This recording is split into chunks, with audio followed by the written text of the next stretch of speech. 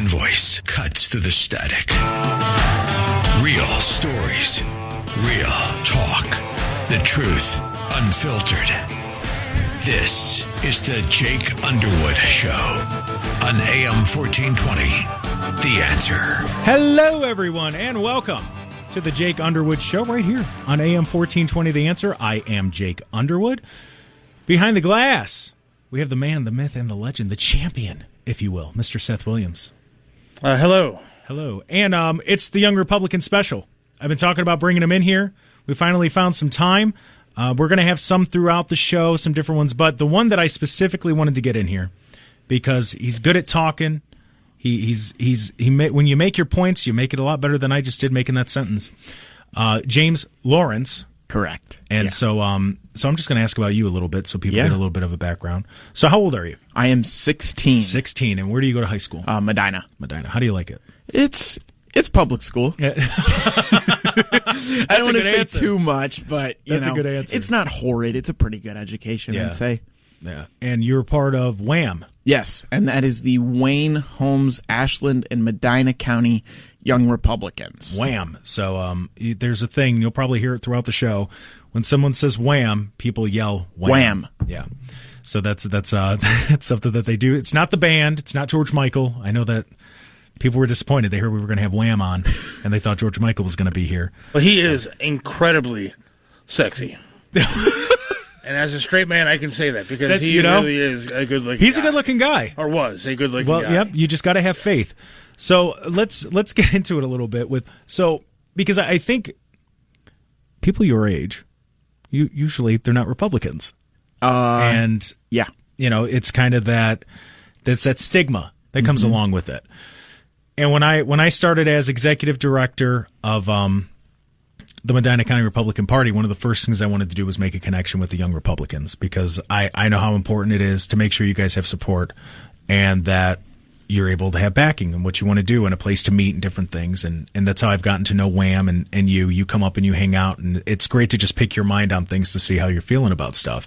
So when were you always a Republican? No. So in my middle school days, and this is, I was in middle school. I didn't know a whole lot. Yeah. I was definitely more left leaning. Interesting.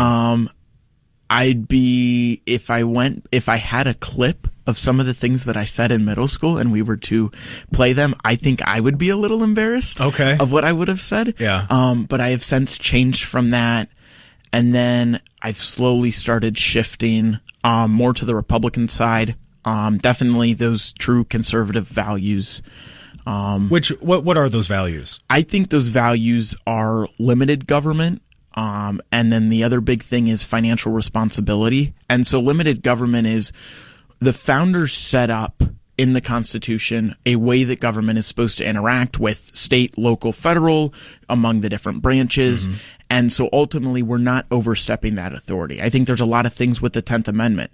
That's not the federal government's power. Yeah. Now, maybe it's better in the 21st century for the government to handle it like that, but that's the law on the book, so we should follow that law. If you disagree with that law, change that law. And so for people who don't know, you say 10th Amendment. What is that? Any power not given to the federal government within the Constitution falls to the state. I'll use education as a common example. Yeah. I don't think education is a federal priority. It's not within the Constitution. It's delegated to a power that the federal government has. Therefore, it should be in the hands of the state. Fair. I like that. And so because I think because there's a little bit of a divide in the Republican Party. For sure.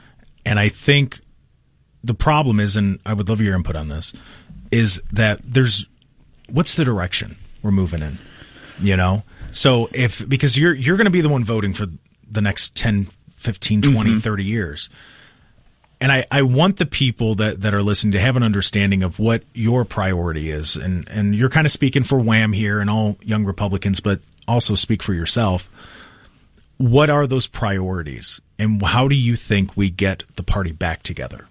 Yeah, so first I want to touch on the political divide point. A lot of people think it's a two-way, and it's I guess you're more of a neocons, your Mark Levins, that kind of group, against your America First, people like Donald Trump, Tucker Carlson, some others.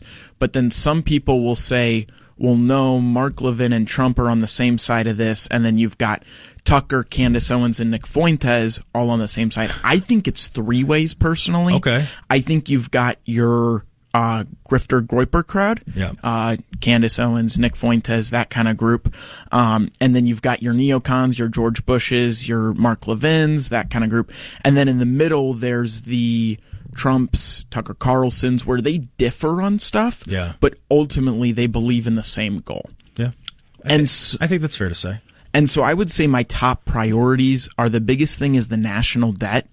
I believe we're at 38.3, and we go, and that's trillion. Yeah. And then we go up 69,000 per second.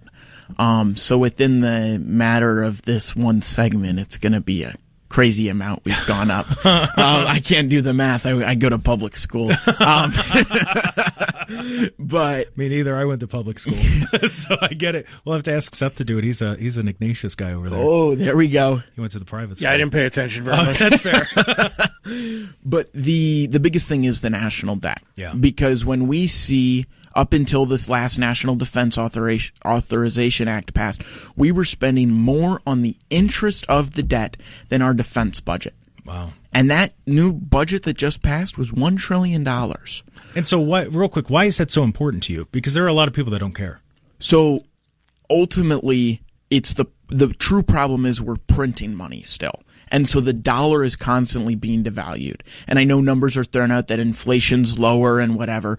But if you look at where the dollar was, let alone 10 years ago, even 5 years ago, it had much more purchasing power than it does today. And that's because if you look at the debt, I want to say when Trump took over, we were around 36 trillion in debt. Yeah. Now we're up to 38, and you look at even before Obama, Trump, Biden, Trump again. They're all just continuing to spend. And ultimately that problem is that the dollar is less. So prices aren't necessarily going up, but your dollar's being devalued. And so the ability for you to buy something that's $20 is now more difficult. Yeah. And so young people, when they are born into this situation and they have to live with this, they are not given handouts by the government or anything, and they have to go and work to afford a living. Well, I'm not saying raise the minimum wage. I don't think that's the solution. But when the dollar continues to be devalued and costs either stay the same or go up, you can't afford that. Yeah. So then you've got people that are working 2 or 3 jobs just trying to rent, and then you get into the whole issue of property prices, property taxes, along with a whole sorts of other taxes. Yeah. Yeah, they just overtax. Now, you talked about limited government. What does that look like to you? Because I know you brought up the 10th Amendment, but beyond that, what does that look like to you? So I think let's look federal first, is the executive enforces the laws and executes the laws that Congress passes. Mm-hmm. The executive branch should not have the authority to write laws. Mm-hmm. And people say, well, Congress gives them the discretion, and sometimes Congress has. Yeah. If we go back and we look at the, believe it was the bump stock ban and then the pistol brace, back with the ATF. Mm-hmm. It's pretty clear that the executive branch wrote that law. And I know, going through history class, they're like, even despite controversy, the executive branch doesn't write laws. That's not true. Okay. Go back and look at the examples with the ATF.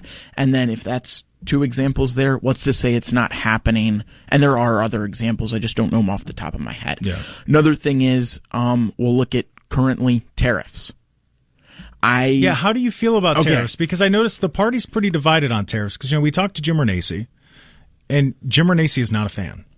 And he's been very open about how he's not a fan. But then others, they call in, they go, well, tariffs are the reason why things are going so well. So, what's the young Republican stance on that? I would say a lot of young Republicans would support tariffs. I don't know if tariffs are the right answer to what we're dealing with. Okay. I think if there was a way, and I don't know how to, but if there was a way to bring the manufacturing back and then put the tariffs on, because like we've tariffed products that we can't even make here. Yeah. Well, that's just hurting the American consumer. Right. If we can make the product in the U.S., let's put a tariff on it. So that way other countries can't come in and make it cheaper on that good coming from the foreign country. But the biggest problem I see with tariffs is it's the executive branch doing it, not Congress. And this is Congress's fault. They gave the power away to the president. I forget when it was. I want to say it was in like the 60s or the 70s. That sounds right, yeah. And then this year alone, they gave it away for like another year to where they can't even like advise them. Yeah. And so the biggest problem with the tariffs is not whether they're good or bad. It's who's controlling them.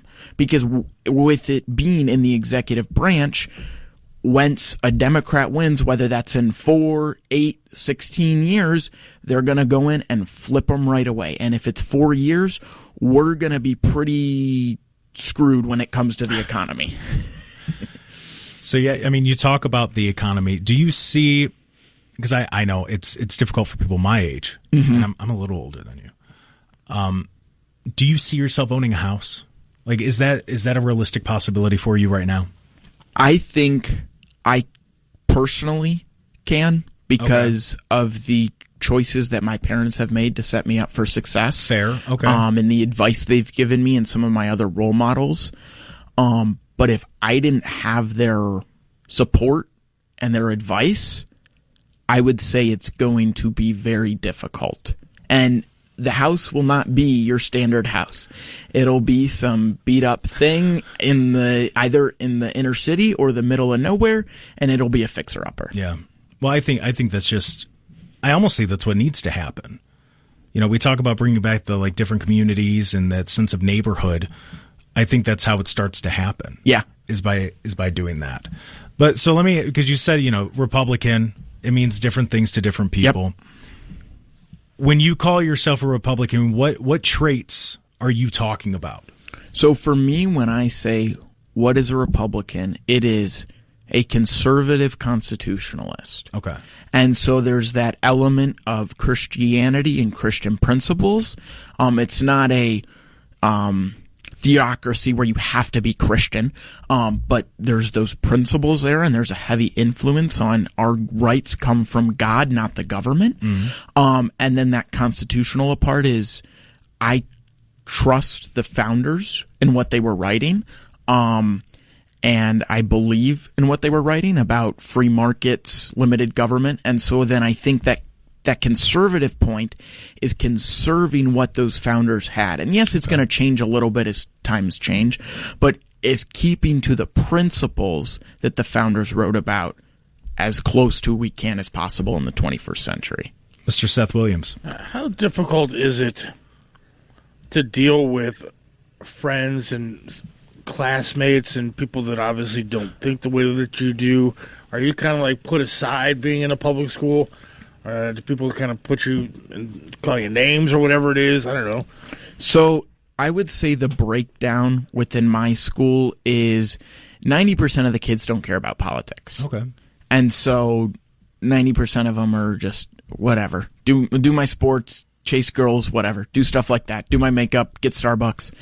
The 10% that are political, I would say 6 out of 10 are conservative.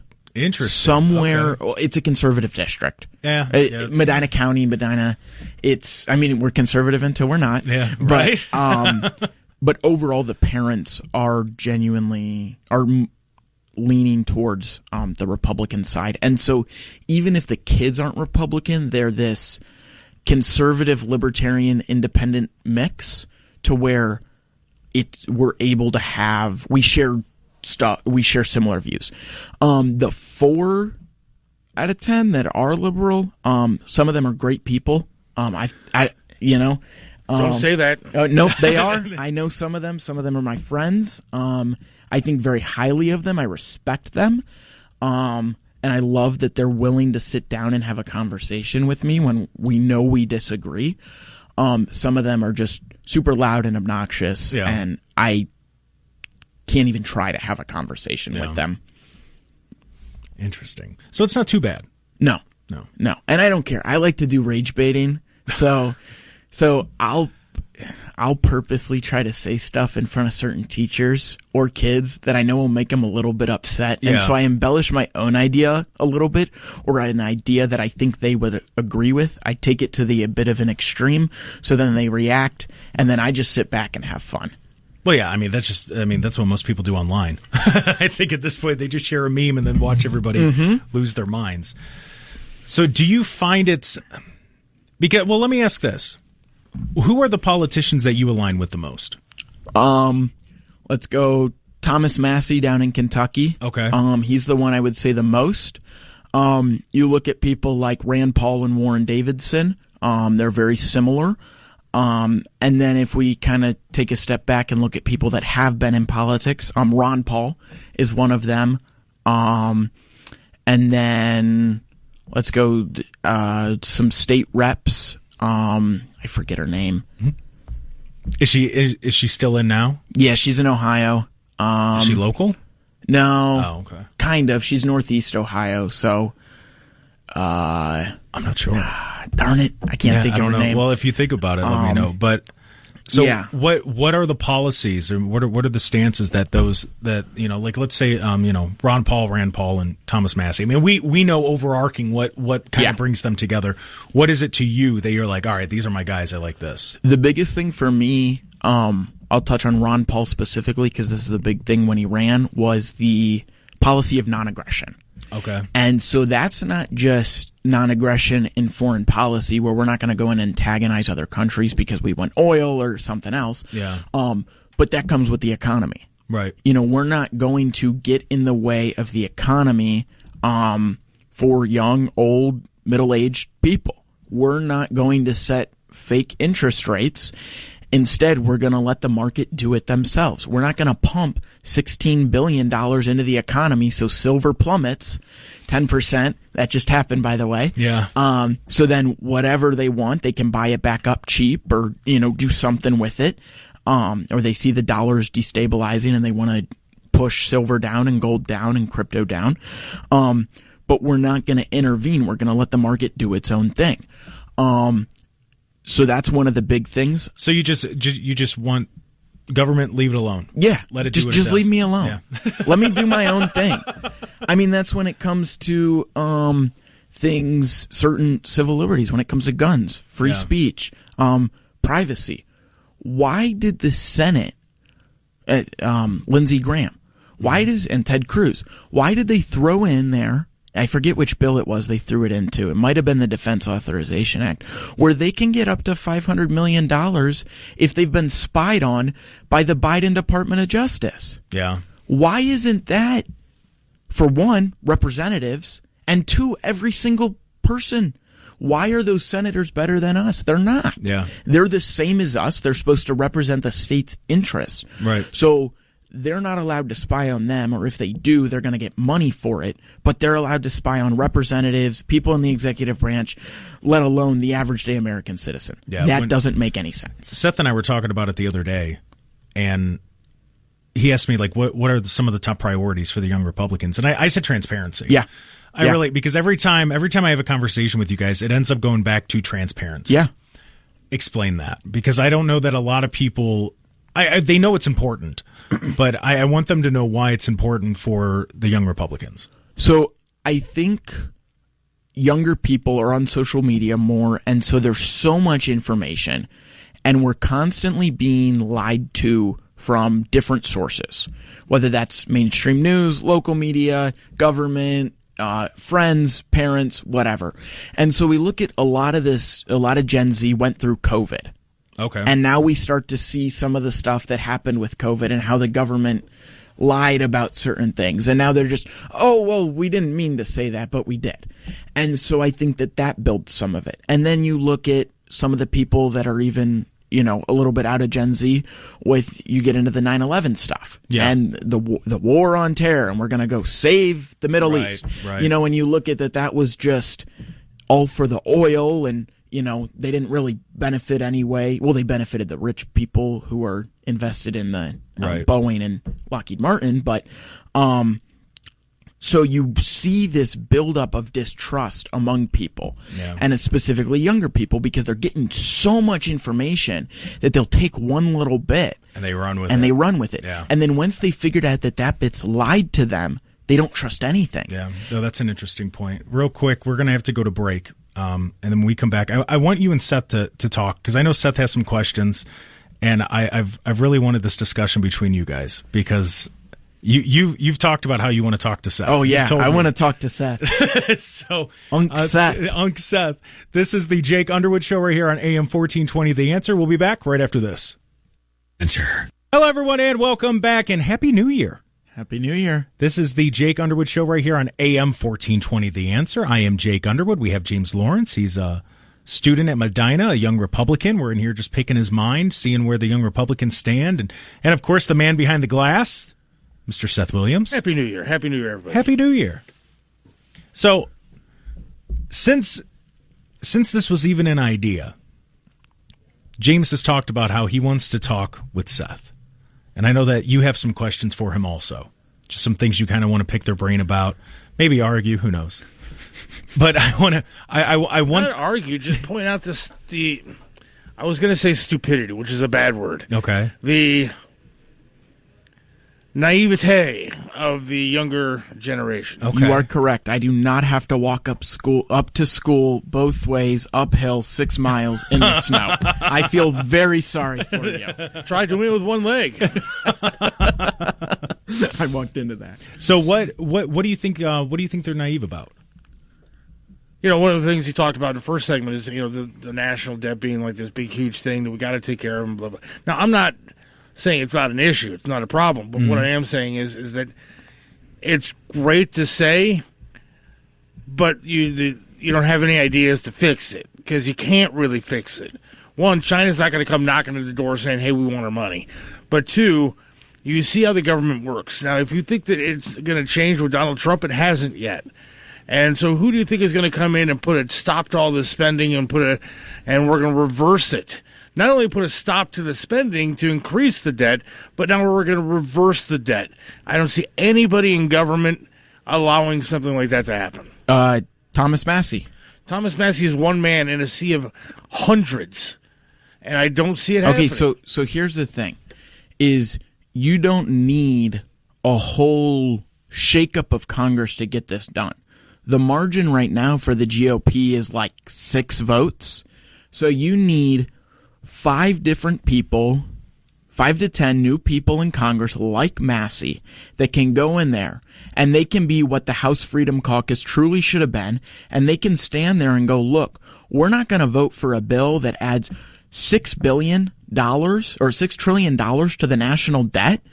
We'll take $1 trillion. Why don't we even cut the some of the stuff? You look at Rand Paul, he puts out his Festuvius report every year. He found $1.5 trillion of wasteful projects. One of them is we're still giving money to Fauci to go and do testing on dogs for his science experiments. Why don't we cut that? And it comes down to, it's not Trump's fault. I think it's Trump's advisors and Mike Johnson. And you've got, and I don't want to go on and bash too many of the advisors, because I know they're under a lot of smoke right now, and they're trying to get through some stuff. But you look at Mike Johnson, and you look at the way he talks, his voting record, and the bills he puts on the House floor, or the amendments he allows, the bills he allows. He doesn't represent what a conservative is. He says, oh, we're going and bashing Democrats and we're winning and we're doing all this, when we passed, 5 bills as a GOP this year? Yeah. In the entirety of Congress. Right. So to go back to Seth's question, how do you fix it? So how do you fix it? Yeah. With the national debt specifically, you just have to run an annual neutral. You don't have to go into the positives if you really don't want to. You just go neutral for now. And you say, let's cut $2 trillion because we spend around 4 or around 6 and we intake about 4. So let's cut that $2 trillion so we're about at 4 even. So then the debt isn't growing. It's just staying stagnant. So you're saying, so just to make sure I understand. Yeah. You're saying you don't even have to you just want to break even. Right now. Yeah. Yeah. Because it's going to be a long process. We're not getting out of this in 2 years. I believe Rand Paul introduced a penny plan, and he submitted that to back. He's submitted it multiple times, but basically what it does, and I'd have to pull up the exact legislation. Yeah. But it starts to cut funding when we spend more, and he ran the numbers, and I think it's within 5 to 7 years we'd have a balanced federal budget, annual budget. Okay. So we're not going to necessarily. But here's the problem. Again, is that you're concerned about this debt, but it's not going to. You want to just break even. Well, that's not going to reduce anything, and then you're going to be constantly changing people in charge. It's going to be a Republican one time. It's going to be a Democrat the next time. You're never going to get the entire government to concede that we need to get rid of this debt. It's not going to happen. You get a Democrat in office in 2 years, they're going to start spending again. Well, Republicans are spending. They both are. I know that. So we're in that situation. Yeah, so that's where we need to elect better Republicans. We shouldn't have people like, what's his name? Ted Cruz, Mike Johnson, Steve Scalise, different people within Senate leadership, John Thune. Because they're just spending like crazy? Exactly. Yeah. They campaigned like libertarians and they govern like Democrats. And we've seen this happen the past 8, 10, 12 years. Yeah, it's been happening for a while. And we as the voters and the people are choosing to send the same people back to Congress.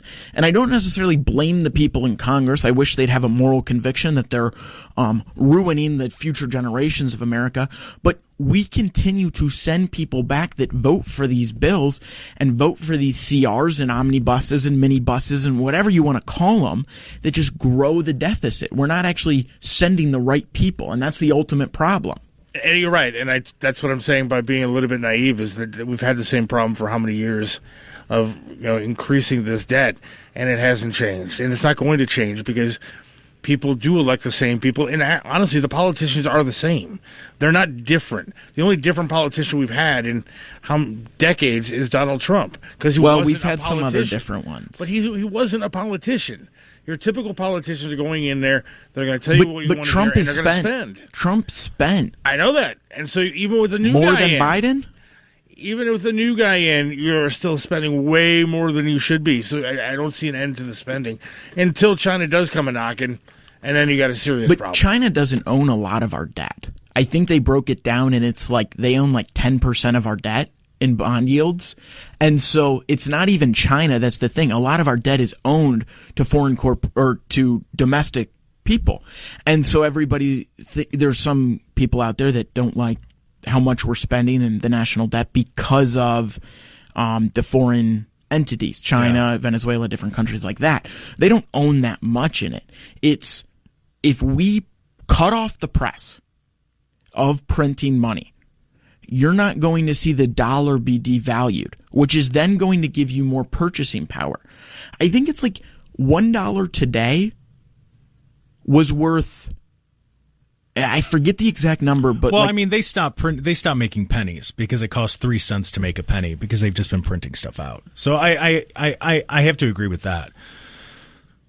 Because we are printing, and if I recall, that really picked up during Obama.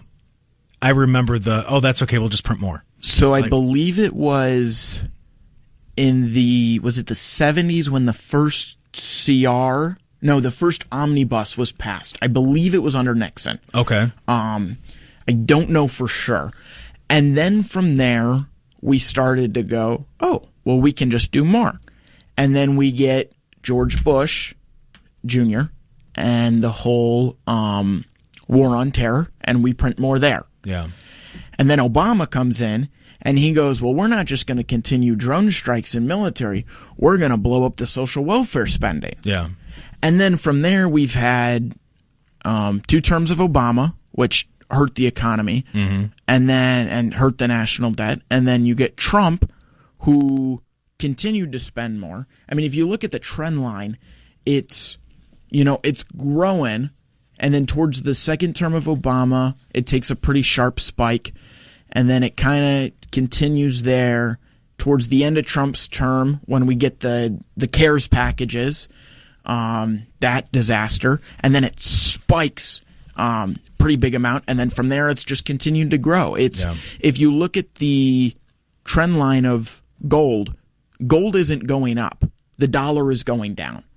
And so until we stop printing, the dollar is going to continue to go down, and then you go to the dollar collapses, other countries stop using it, and now the federal government's gone. All right, so he's confusing the hell out of me. What questions does he have for me? Because I don't want to. No, with this, he really knows his stuff. But so real quick, because I want to follow up with the money stuff. So if they stop printing, yes, what does that do? Like in layman's terms, like what does that do? So I think if we stop, I mean, is it as simple as like a baseball card? You know, if you got one of 50, it's worth more than the one of 1,000. And so, so here's why I like, and I'll deviate just a little bit here. It's called the Austrian School of Economics. Okay. Ludwig von Mises, Karl Menger, and then those are Seth's favorites. What's the other guy? Love those guys. Oh, what's his name? Because I'm just reading his book now. Hayek. Yeah, Hayek. I have a copy of that back here. Solma Hayek. Yeah. The actress. Very hot, and really great at writing. And so the reason I like the politicians I do in the Austrian theory is because it can be explained to kindergartners, to first graders. Okay? Seth and I both got real big eyes who went, huh? Seth, let's go back to middle school. Did you ever collect baseball cards or sports cards? Garbage pail kid cards. Okay. You even know what those are? Yeah, I do. Did you ever collect any, Jake? Oh, football cards. Okay. Yeah. So, do you remember, I don't know if you know, like the junk wax era in the 90s, where everything was overprinted? Oh, yeah. Yeah. Okay. Yeah. So, if you go and look at those cards today, and even back when they were printed, they're not worth anything. Yeah. They're worth a penny, if that. This happened again with sports cards recently. They started printing more and more and more because there was, they see an opportunity to make money, to grow their business. Mm-hmm. So they print more and more and more. And now they're not worth anything. And now it's starting to pull back. And so it's like that with, it's the donuts, same with money, too. Building blocks. Yeah. You know, it's if you have more of something, it's not worth as much. Supply and demand. Exactly. Yeah. Scarcity. I refuse to believe that. The more donuts I have, the more they're worth in my eyes. So here's the thing, though. If you have 5 donuts, and I have 5 donuts, and Jake has 5 donuts, do we all have 5 donuts? Not after I get a hold of you. So Seth is being the federal government right now, where he's going to come and take our donuts. Yeah. He has the donut tax. Yeah, I'm the donut taxer. Your 5 donuts are no longer worth as much because we each have 5. And that's the thing, like some of these socialists are at universal basic income. Well, let's make everybody a millionaire. If we each have $100, what's $100? Well, yeah, that's like I always say if everybody's special, nobody's special. Exactly. Yeah. And so, like, when you stop printing, it starts to build the value back it's up. Gonna start, and it's gonna take time. Another big thing, you gotta reattach the gold standard. Yeah, that's FDR and Nixon. That's never gonna happen, but I agree. Actually, with that. the gold standard is more realistic than stopping printing. Yeah, that's fair. I think both are far reach. What questions? Wait a second. I thought they were going to go towards stopping printing money, and people are going towards a cashless society altogether as it is. And I think that's so the government can track your money and see what you're actually doing. I don't mean stop printing as in a cashless society. I hate cashless society. I think we should ban a CBDC. But the element of the government needs to stop printing more than we have. If we only take in $4 trillion in revenue, why are we printing more than $4 trillion? Yeah. All right, so what questions do you have for Seth? I guess. Oh, my. How did I actually get a wife and a daughter? Looking the way that I do. No. I think the biggest thing was, I don't want to go to the topic, but like, Oh boy. oh no. Do I go there? Go there. Go there. Do Why I go not? there? Go there. Okay, I'll bring up the big bad one, Israel. Oh boy. All right. Or no. We'll take it easier. We'll go to Venezuela. All right. So like, I guess I've had these conversations with others, and I would assume you support the drug boat bombings in Venezuela. Absolutely. Okay. So, can you tell me, are we, in your opinion, are we going after the drugs or the oil? Quite frankly, I think we should do both. I think Venezuela's a terrible country with a horrible leader. I'm sure they got some nice people there. Some women are fantastic looking in Venezuela. But we should be bombing, yes. We should absolutely bombing the drug boats and taking over those oil tankers and do whatever we got to do. Here's the thing. How are we getting those oil tankers? By force. Okay, so we're sending troops on the ground. Yes. Okay. How is that any different than what we did in the Middle East with the war on terror? Well, you're assuming that I had a problem with that, too. Well, you said you don't like neocons. Okay. That's what neocon foreign policy is. But I like taking what's ours. But that oil isn't ours. Is it in the U.S.? No. Then it's not ours. Just like my donuts are not your donuts. Beg to differ. See, like, I don't understand the difference between... Look, but I think you're missing a bigger picture here. What Venezuela is doing is they're a bad country. But that's And the what we leader said is about bad. Iran. And the leader is bad there, too. So let's And go the leader in bad and- is Iraq. So you think we should go in there, boots on the ground, and regime change? So you think that we should allow that leader in Venezuela to continue to send drugs over to our country so our people die? No. So here's in my opinion, that's a war on us. No. Here's what we should do: is we should have the Coast Guard board these boats once they reach U.S. waters, board them, search them thoroughly, and then we jail them if there's drugs on the boat. And then you can deport them afterwards. We need to... One, I think that's more difficult than you think it is. I don't think it's as easy as flying drones over, finding these boats, and blowing them up. Well, no. They come in, they dock, we search them. I mean, that stuff has been going on for years. They're still getting the drugs in. I mean, you know how many shows I've watched on contraband seized and in the U.S., and you see these boats that are either followed by Coast Guard or they come into. They don't even come to ports. They generally they fly onto a beach somewhere, unload the drugs, and people find them. But I mean, I think what you're asking, that's already been done. What we're doing now is taking it before it gets here. So how many drugs have been stopped from coming over here because of those bombings? If I had that kind of information right now, I would give it to you. But I don't know how many drugs have been stopped so far with these bombings.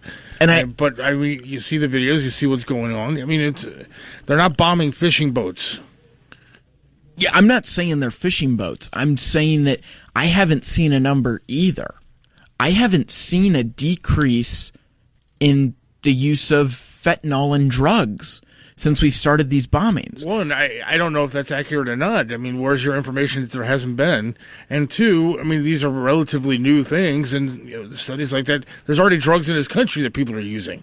So why don't we solve the drug problem here first instead of looking at Venezuela's oil and going, oh, we want their oil, so we'll blame it on the drugs? Why not be proactive and go after the drugs like where they are? I mean, if I was him, I'd be bombing the jungle over there to get rid of the drugs. All right, hold on. We got to go to break, but we're going to continue. Oh, Happy New Year. It's New Year. This is the Young Happy Republican. New Year. Screw this. This kind of trying to challenge me, this kid. Don't worry, we'll talk about... I'm sorry to just stop your flow of fentanyl to you guys. I don't know. All right, hold on. We're going to go to break. Hey, wait, he doesn't want to stop a fentanyl? That's fine. We're going to let him defend himself. Young Republicans, We're going to let party night. We're going to let him defend himself when he comes back. The debate will continue. You're listening to Happy New Year, the Young Republican Wham special. This is the Jake Underwood Show right here on AM 1420. The Anthem. One voice cuts through the static. Real stories, real talk. The truth unfiltered. This is the Jake Underwood Show on AM 1420. The Answer. Hello, everyone, and Happy New Year. Welcome back to the Jake Underwood Show. Happy New Year's. This is the New Year's special where we're talking to one of the Wham Republicans. He's a Medina High School student. I almost said Medina County student, which technically is true. Medina High School student James Lawrence. He's here to talk, and he and Seth, they got a little debate going. They were talking about the fentanyl and what's going on in Venezuela. And there's no debate. Guy over here wants to not. Hold on. Don't put words in my mouth. I did not. And real quick, this is James' opinion. This is not the opinion of Wham. I want to make sure that is covered. We'll get the opinion of Wham later when we talk to the high-ranking officials there. But right now, this is James speaking for James. Continue. So, I do not support fentanyl or whatever you're claiming. Your claim is that I just want fentanyl to come into the country? Well, you want to get into the U.S. and go to some port somewhere and then hope that they find these guys and get rid of them. When they're in the ocean, blow them up. Here's what I'm saying, is that there is a bigger picture here that I think a lot of people miss because they trust the government too much and they trust the narrative. That it is about the drugs, not the oil. I think Trump laid it out pretty clear. We want their oil. We're going to take it. You know, why are we seizing oil tankers if it's about the drugs? Do you know for a fact that there are no drugs on these oil tankers? No, I don't know that for a fact. I mean, I don't know why Trump is doing it. I didn't hear him say, by the way, while we're getting these drugs out of this country, we're going to go ahead and take their oil because they don't deserve it. We need lower gas prices. Well, there's a clip of him. He was interviewed getting on or off Air Force One, where it talks about how we're going to take the oil from Venezuela. I mean, we've shot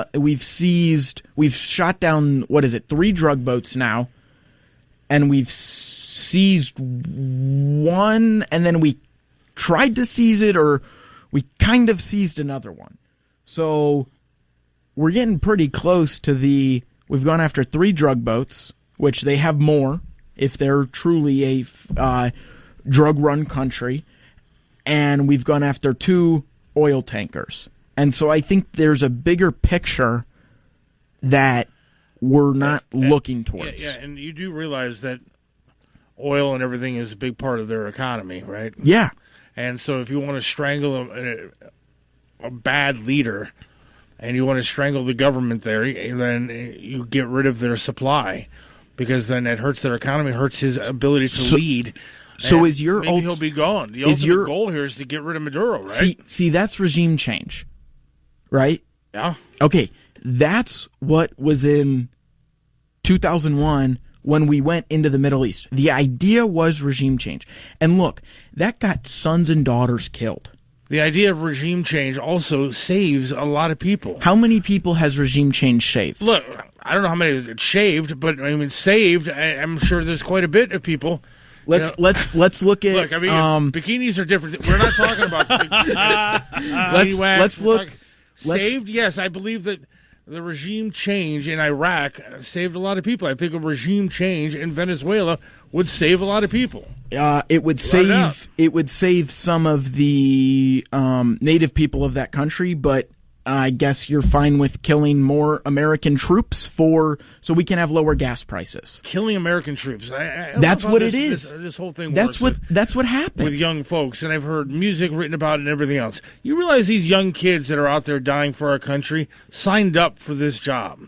And they signed up to preserve our freedom. They didn't sign up to go fight so you could have lower gas prices, They Seth. absolutely fought for our country and our country's freedoms. And you know what? Maybe sometimes we are the world's police. And other people are dying, and a lot of kids here are dying, like you, oh, by the way, because of the drugs that Maduro is allowing to come to our country. So if that means taking his ass out so you and your friends can survive, I would be willing to do that. If I was a soldier, hell yes, I'd be willing to do that.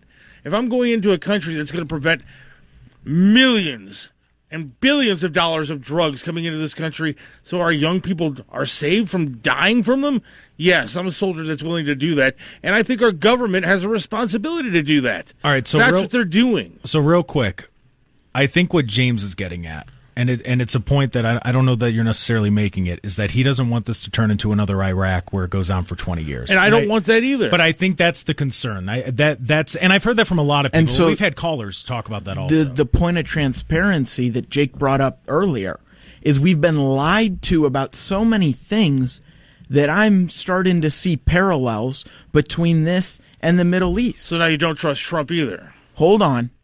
Don't put words in my mouth here. I'm just saying. Okay? You want transparency. The guy says he's trying to get rid of the drugs. You don't believe Trump either. I said before that it's not Trump's fault. It's his advisors.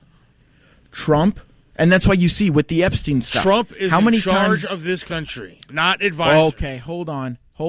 So then all of the problems and all of the good stuff in this country goes to Trump. So does the bad. Yeah, I said all the good, all the bad goes to Trump. When you're the quarterback of a team, whether it's your fault or not, you take responsibility for what happens to that team. We're not taking the Kevin Stefanski approach. We're taking accountability. Trump, that's why you look at his statements. The leader on takes Epstein. accountability. Trump, when it came to Epstein, one day we were for the release. The next day, if you support the release, you're not one of my supporters. Then we're back to supporting the release. Then it's a Democrat hoax. And so, obviously, someone's got his ear, and so it constantly changes. Well, and real quick, and to be fair, I think that's the case with, and we've seen it with presidents in the past and governors and everybody else. A lot of times it is the person that last has their ear. People in politics will tell you staff runs policy. That is fair. Okay, last I checked, I didn't vote for staff. I voted for the executive, would be Donald Trump. And if Donald Trump comes out and says, well, somebody else told me to do it, that's not a leader. Well, no. Ultimately, it's his decision. Right, but any president, I guess, could come out then and say, you know what, and that Iraq thing, that really wasn't my idea. Well, but they have done that. But I think it is that you are voting for the president, yeah, but you're also voting in the decisions he's going to make for the people around him. I mean, do you like? Hold on, is that fair to say? Ultimately, he decides on the staff, and he decides. Actually, it's whether or not they get confirmed. Well, that's what decides it. But ultimately, it's his decisions, correct? It can be, or it's the chief of staff. Does the chief of staff sign the executive orders? No, but the chief of staff does help draw them up. Okay. I mean, they do say. You're not taking accountability for the fact that we have a president who's in charge. No, he is in charge. I'm not denying that. What I'm saying is the people around him have more input than what you're implying. I mean, and I'll say this with Congress, too. The congressmen aren't writing the bills. The staff is.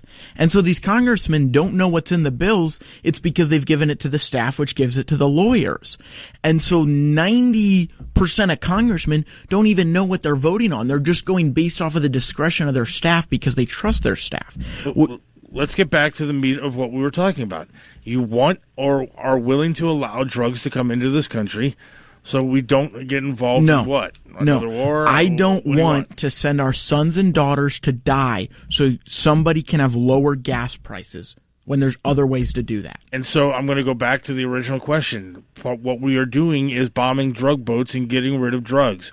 Are you okay then with you're not going to get your war, you're not going to have people over there There's a bigger picture behind it, Seth. To allow the it's drugs the same thing we saw back with the war on terror. It's now the war on drugs. You may be okay with it. You may be fine with kids dying of drugs. I'm not.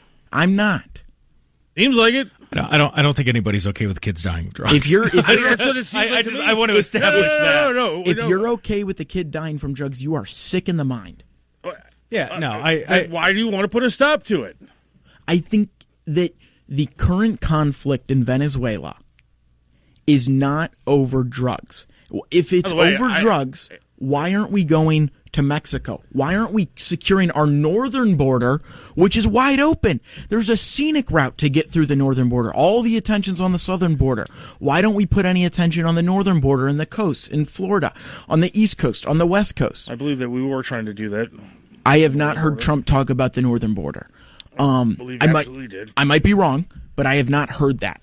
I think there's a bigger picture when it comes to Venezuela, and that's we want oil because Trump needs to fulfill his promise of lower gas prices, which he started to, but he needs that to be lower so he can quote that statistic because he loves to quote statistics. Well, and also keep in mind too, if we get more oil, then it's going to be lower for longer because he has lowered the prices. Yes. So I mean, and I'm not disagreeing. Trump has lowered the. Let's be I mean, realistic. he's kept a lot of his The promises. prices were lower in his first term as president, and he didn't bomb Venezuela or anything else. He didn't stop oil tankers there either. Correct. So, I mean, I don't think that you have this thing about the oil and everything. We have plenty of oil here. If we started drilling more, like he said, Then why are we seizing oil tankers? Again, I don't know what's going on those oil tankers. Do you? I don't think you do. I mean, the Secretary of Defense says we're seizing their oil tanker. He has not talked about there's drugs on these oil tankers, and that's why we're going after when them. you strangle the economy of somebody like Maduro in Venezuela, then you are going to stop the flow of drugs. And I think that is a point that's being missed here. If you seize the oil, you get it. You control their money. You're controlling how much they get. Yes, so you when you are. take the oil, their economy is going to start to sink. They're going to become more desperate. They're going to be willing to listen. So then we can put someone that'll be favorable to the U.S. in there. Regime change. That would more than likely be the goal. It's what we did in the Cold War all throughout Central and South America. It's what we did. I will say Korea turned out decent. It's what we did in Vietnam. It's what we did in the Middle East. See, this is interesting. I'm just realizing this. You know, Seth and I, we lived through Iraq, so like we heard the messages and everything. So and you have now a bias put out by the mainstream media. But it's real quick though. It is interesting to hear somebody who didn't hear that. Like as a kid, I was watching the CNN reports every day. I lived for it to watch how we were going to save Iraq. By the way, who does Venezuela primarily send and sell their oil to? I don't know. China. Okay. And China, Russia, and everybody that is involved in stuff that we don't necessarily want to be involved in. So now it's a proxy war fight. You strangle their economy, and you will stop the flow of drugs into this country. And you bomb those drug boats. I mean, it's a big. I think it's a lot. You're not going to get the entire supply of oil for the United States of America by a couple of tankers of oil. Seth, let me play devil's advocate real quick. And I'm not saying this would happen. I'm going to play devil's advocate though. So we cut off the oil. They send more drugs because they want more money. And that's why we're bombing the boats as they're on their way over here. That's fair. I think I just have a fundamental disagreement of what the intentions within Venezuela are. And so, therefore, I've come to a different conclusion. That's fair. I think that's what it is. And for the record, I don't support kids dying of fentanyl. Right. Just to clear that up. Well, and hold on, let me make sure. You both are Republicans, right? Yes. Okay. I support the president. Yes. I what do. you're saying is we can disagree and still vote for the same people. Exactly. Exactly. Look, I could be challenged about certain things. No, I understand. So what I'm asking again, what fundamental differences do you have on Venezuela? Do you enjoy Maduro? And No. So I think. So you're okay with that? No. I think that the reason we are getting involved in Venezuela is because we want regime change. Well, yeah.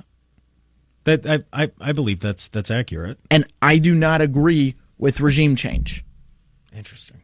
Because I've looked at look at part of the reason these South American and Central American countries are so messed up. Look at the Middle East. Yeah. Look at like the other countries we've done regime changes.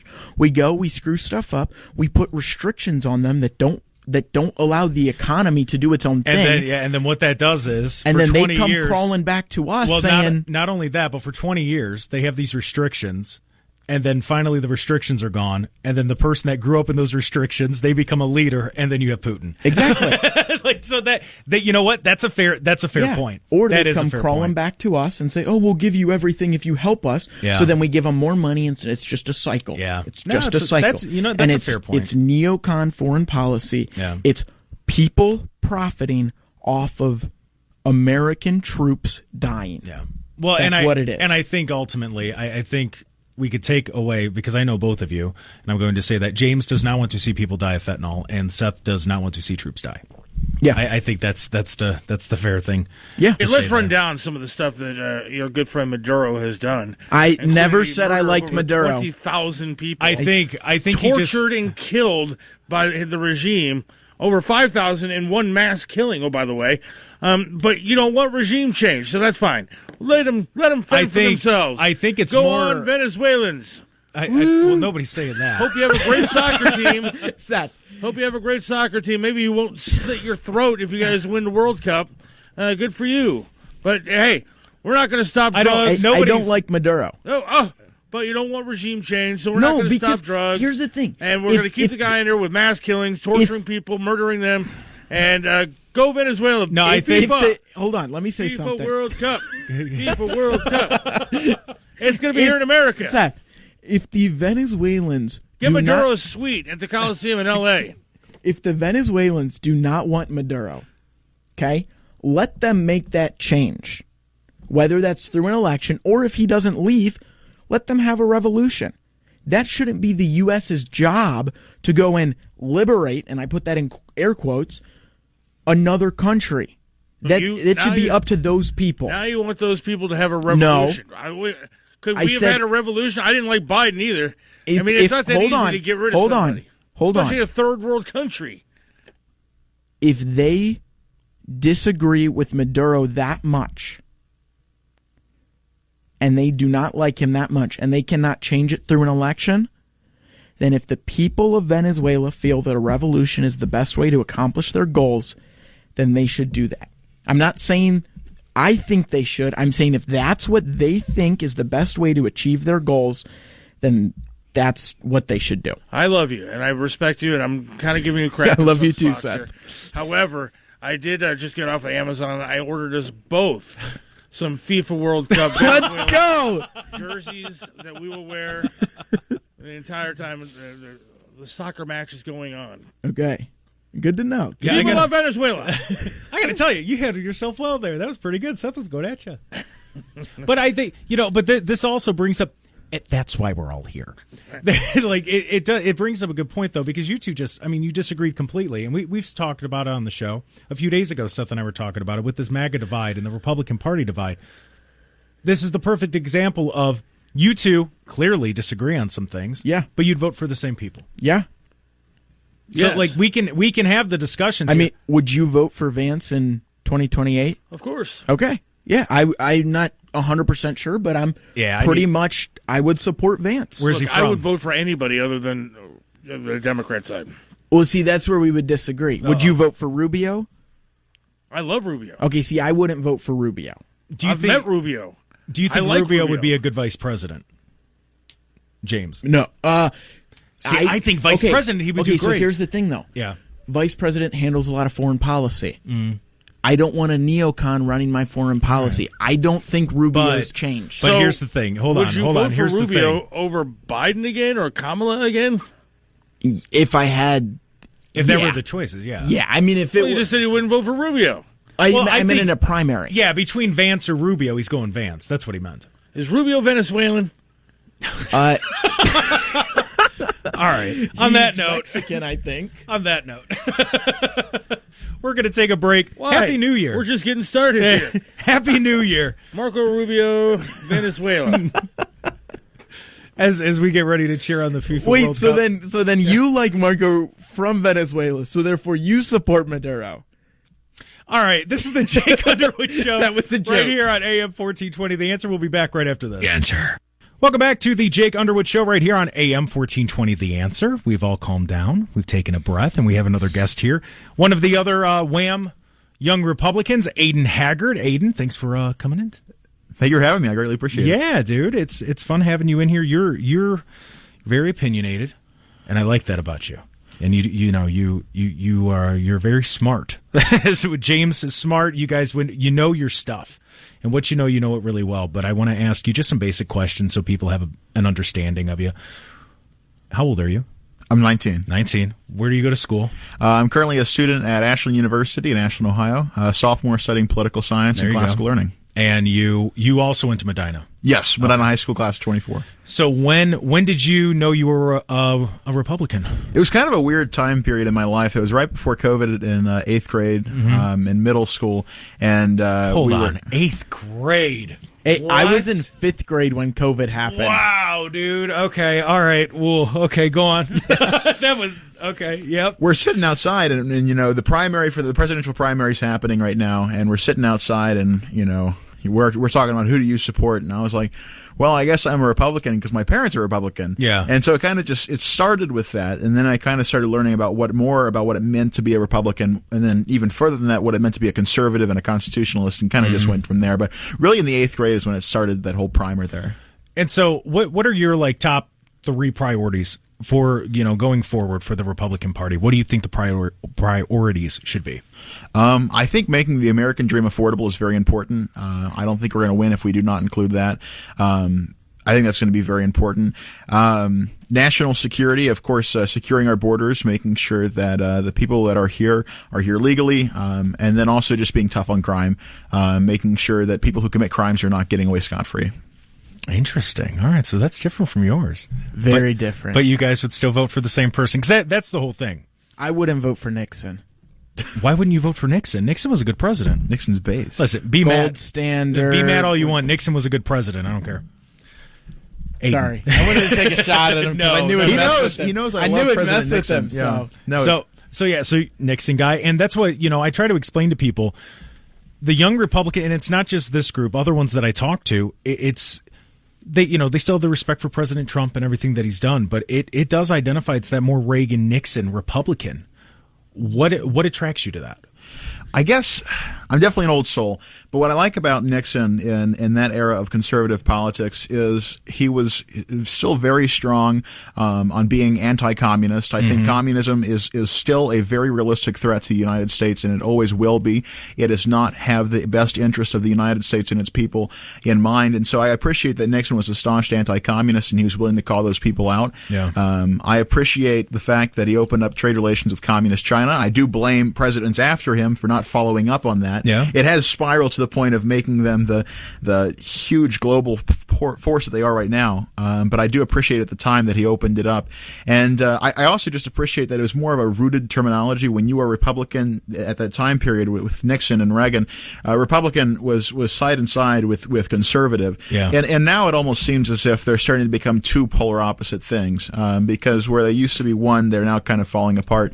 And so I like the idea that it's a constant. I like constants in my life, and especially when it comes to ideology. And so I voted for President Trump. He was the first president I voted for. But I think, I'm still more, I identify more as a conservative than a Republican because of that rooted terminology. Yeah, that's fair. So what would you say, how do I want to word this? Because you kind of just answered it. So conservative and Republican, you're saying kind of two different meanings. What does a Republican mean to you? I mean, really, at this point, it's whoever's the head of the party sets those standards. So at this point, it's President Trump. He's setting these standards, and it's whatever he wants, I guess, to an extent. Okay. Yeah.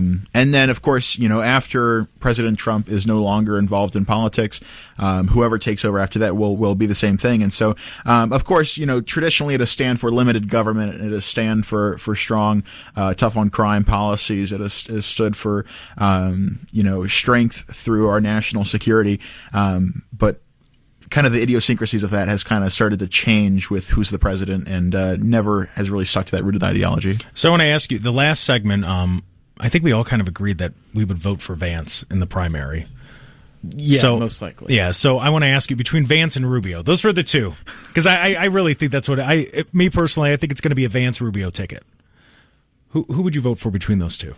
If I had to choose between those two, definitely J.D. Vance. Yeah, because he's from Ohio. No, because he's not a neocon. Well, that's there's that. Okay, so what do you like about Vance? I definitely like how young and he's got that youth and that vigor in him. I really appreciate that. A lot of similarities to Nixon in the effect that Nixon was only 39 when he became the vice president of the United States. And so because of that, he's a little bit closer to us. He came from nothing, similar with Nixon as well. I'm almost going to say he's very similar to Nixon in his stance. He came from nothing, and he went to Yale for law. He became accomplished. He became an individual. He ran for our Senate, of course, for a Senate seat here in Ohio. I like the idea of having American first policies, and I kind of see he's advocating a little bit for that as well. I'll be honest, I'm not too well versed with Marco Rubio. No, that's fair. Yeah, no, that's fair. But I don't think a lot of people are. but I think they see, they like the job that he's doing for the most part, and that's why they're thinking he's, going to be in the running. Who are your favorite politicians out right now? Oh, goodness. Obviously, Thomas Massey, congressman from the great Commonwealth of Kentucky, where I was born and raised. Mm-hmm. He was actually my congressman when I was a kid down there. Thomas Massey's up there. Besides him, I appreciate the work that Dave Yost is doing in the Attorney General's office. Man, Dave Yost is good. He is, man. I like Dave Yost a lot. I really do. I always tell the story, but when I needed a go-to when I worked in news, I knew there was a press release out about him locking up some bad guy. Every single time I needed something, Dave Yost is the best. He really is. He's good at his job. Yeah. One thing I appreciate his office was doing last year or so is they were suing the Columbus City School District for not busing private and charter kids, despite the state paying them. Yeah. And so, I mean, that's just one of the multiple things. I mean, he's really tough on going against sex trafficking. And my items like that. And so, whereas you maybe not see him too much as a politician because he's in that more law enforcement sphere instead of a senator or what have you, I really appreciate him. Yeah, I think those would probably be my top two right there. All right. At the federal and state level. Yeah, Yost is a good answer. I didn't think of Yost when I was thinking that question. Either. Yeah, but Yost is a good answer.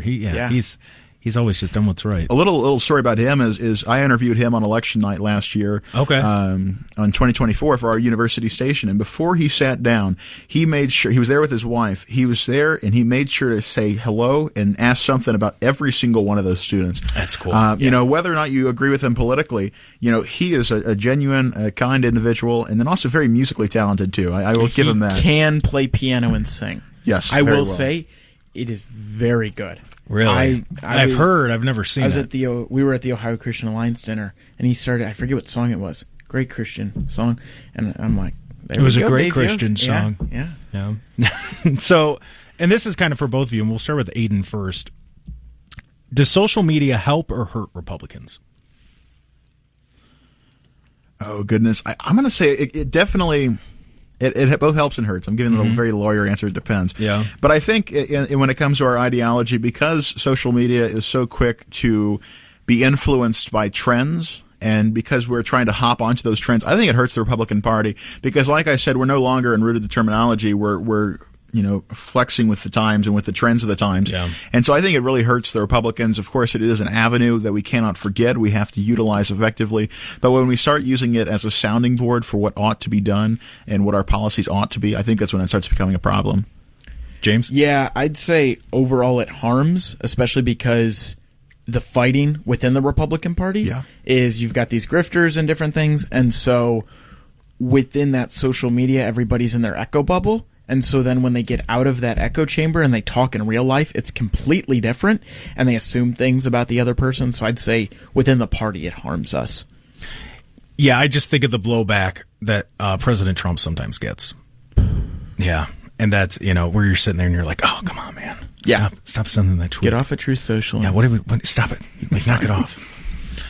So let me ask you, in your opinion, because this is what I wanted people to hear, because I think the listeners, because they're older, I think there's a worry about where you're getting your information, who has the influence, who, you know what I mean? And it's fair. I get it, because they're watching Fox, they're watching the TV news, and I watch it somewhat, not as much as they would for the most part. But I just want to ask, where do you get majority of your news from? And we'll start with James. I get my news of just facts from different Twitter pages, X pages, different podcasts, and I just have started to formulate my own opinions. Okay. I've started reading a lot more and listening to a lot of talks, not TED Talks. Yes. But economic talks from different economists or different things like that. So I'm not in the completely podcast world, but I consume some podcasts. I watch mainstream media because I find it funny. No offense if you do, but I get a good laugh when I watch it. But yeah. Okay, Aiden? I think for me, the biggest primer is just people that I know, people that I trust. And James can tell you this. I am so far removed from most national issues. Because to be honest, I to an extent, I really don't care. I care about state issues. I care about local issues because that's the way the founding fathers intended it, that those were going to be the ones that actually affect my life. And so James can especially tell you that I am so far removed from these things. When it's not there, to be honest, radio, and whenever I have to supply news, because I'm on the radio sometimes at my university, whenever I have to supply news, I typically will go to the horse's mouth. I'll go to their offices, if there's press releases or what have you, or some like state house news bureaus as well. And we talk about it quite a bit, and I'll start with Aiden with this. We got to get people more involved. We just do.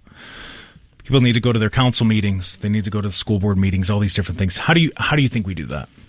Well, people have to start realizing that if you do not go there and if you do not express an opinion, somebody will, and it likely will not be in your best interest. What was it? I think it was like Lenin or some Soviet who said something along the lines of, if you don't have an interest in politics, politics will have an interest in you. Yeah. And I just, I think that really rings true with the effect that if you do not get involved, if you do not get active, your taxes are going to get higher. I guarantee it. If you do not speak your opinions, the quality of services that the government provides to you is going to get worse and worse. It's like, you see all these problems in your life and you're going to complain about them, but not to the right people. Yeah. And so I think the biggest reason that people have to get involved and simply cannot afford to not get involved is because it is only going to get worse if they do not. Yeah, well said. Yeah. Yeah, I would second a lot of what he said. I think the way you get people involved, I'll talk about younger people more specifically, it's hard in high school. Nobody's worried about it, like I mentioned earlier. And so I said there's that 90% block. I think to get them involved, it's ultimately showing them that, hey, and it's easier with the federal government because it impacts them more, even though it shouldn't. Yeah. Especially because taxes. Hey, you don't like how much is taken out of your paycheck. Well, why is that happening? Why does this thing you're worried about the draft? Well, why is this thing happening here? And so let's kind of look at some of the stuff that happens, get them primed into it, and then from there. Well, I always try to encourage people, like you have to get involved. Yeah. And not only that, but look at it from the politician standpoint. If you're used to people not being there, the moment people start showing up, you're going to go, oh, man, I might have to answer some questions. And you get to know them. And then at that point, you can have the conversation with them. You can go back and forth with them, and you can ask the right questions, and you can get the answers. Whether you like them or not, you will get answers. The second that you stop getting involved in these things and people stop going to these meetings, the politicians and really the servants to the public start becoming bureaucrats. Because if you don't check them, nobody else will. Yeah. And they will be happily, if you give them an inch, they're going to take it a mile. And so, the only way that you can really check these people's powers and make sure they're not doing the wrong thing with those powers is by being involved. And once again, seconding what James says, for the younger people, it's not very attractive to go to a school board meeting on a Tuesday night or a township trustee meeting on a Wednesday night.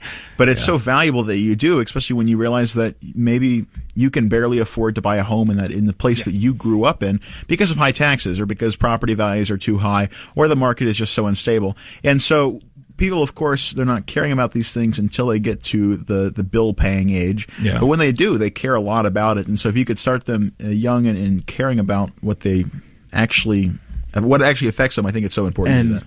Part of it, too, is the parents. Yeah. Mm-hmm.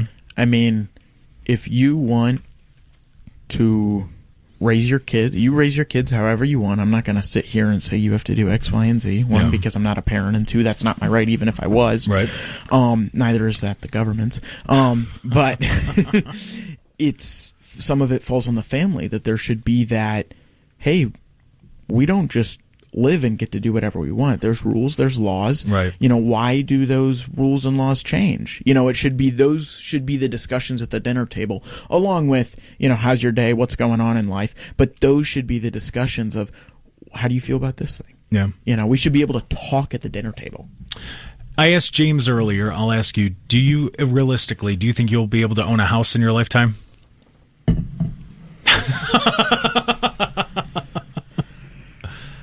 That's a wonderful question. Yeah. Let's take, for instance, in Medina, in the Medina City School District, that's where I went to school and where I would like to send my kids to. The average home probably is in the $400,000 or $500,000 range. I want to go into law. I want to be an attorney for the people, and so even as an elected official, it's like $130,000 if you're lucky. If you're just an assistant attorney for the prosecutor's office, it's maybe 80 to 90,000. I mean, you really can't buy a medium house in where I grew up in that price point, even with being an attorney and working for the people. And so, I hope so. Yeah. No, that's honestly, that's an honest answer. Because I think that's the concern with a lot of people. We don't know.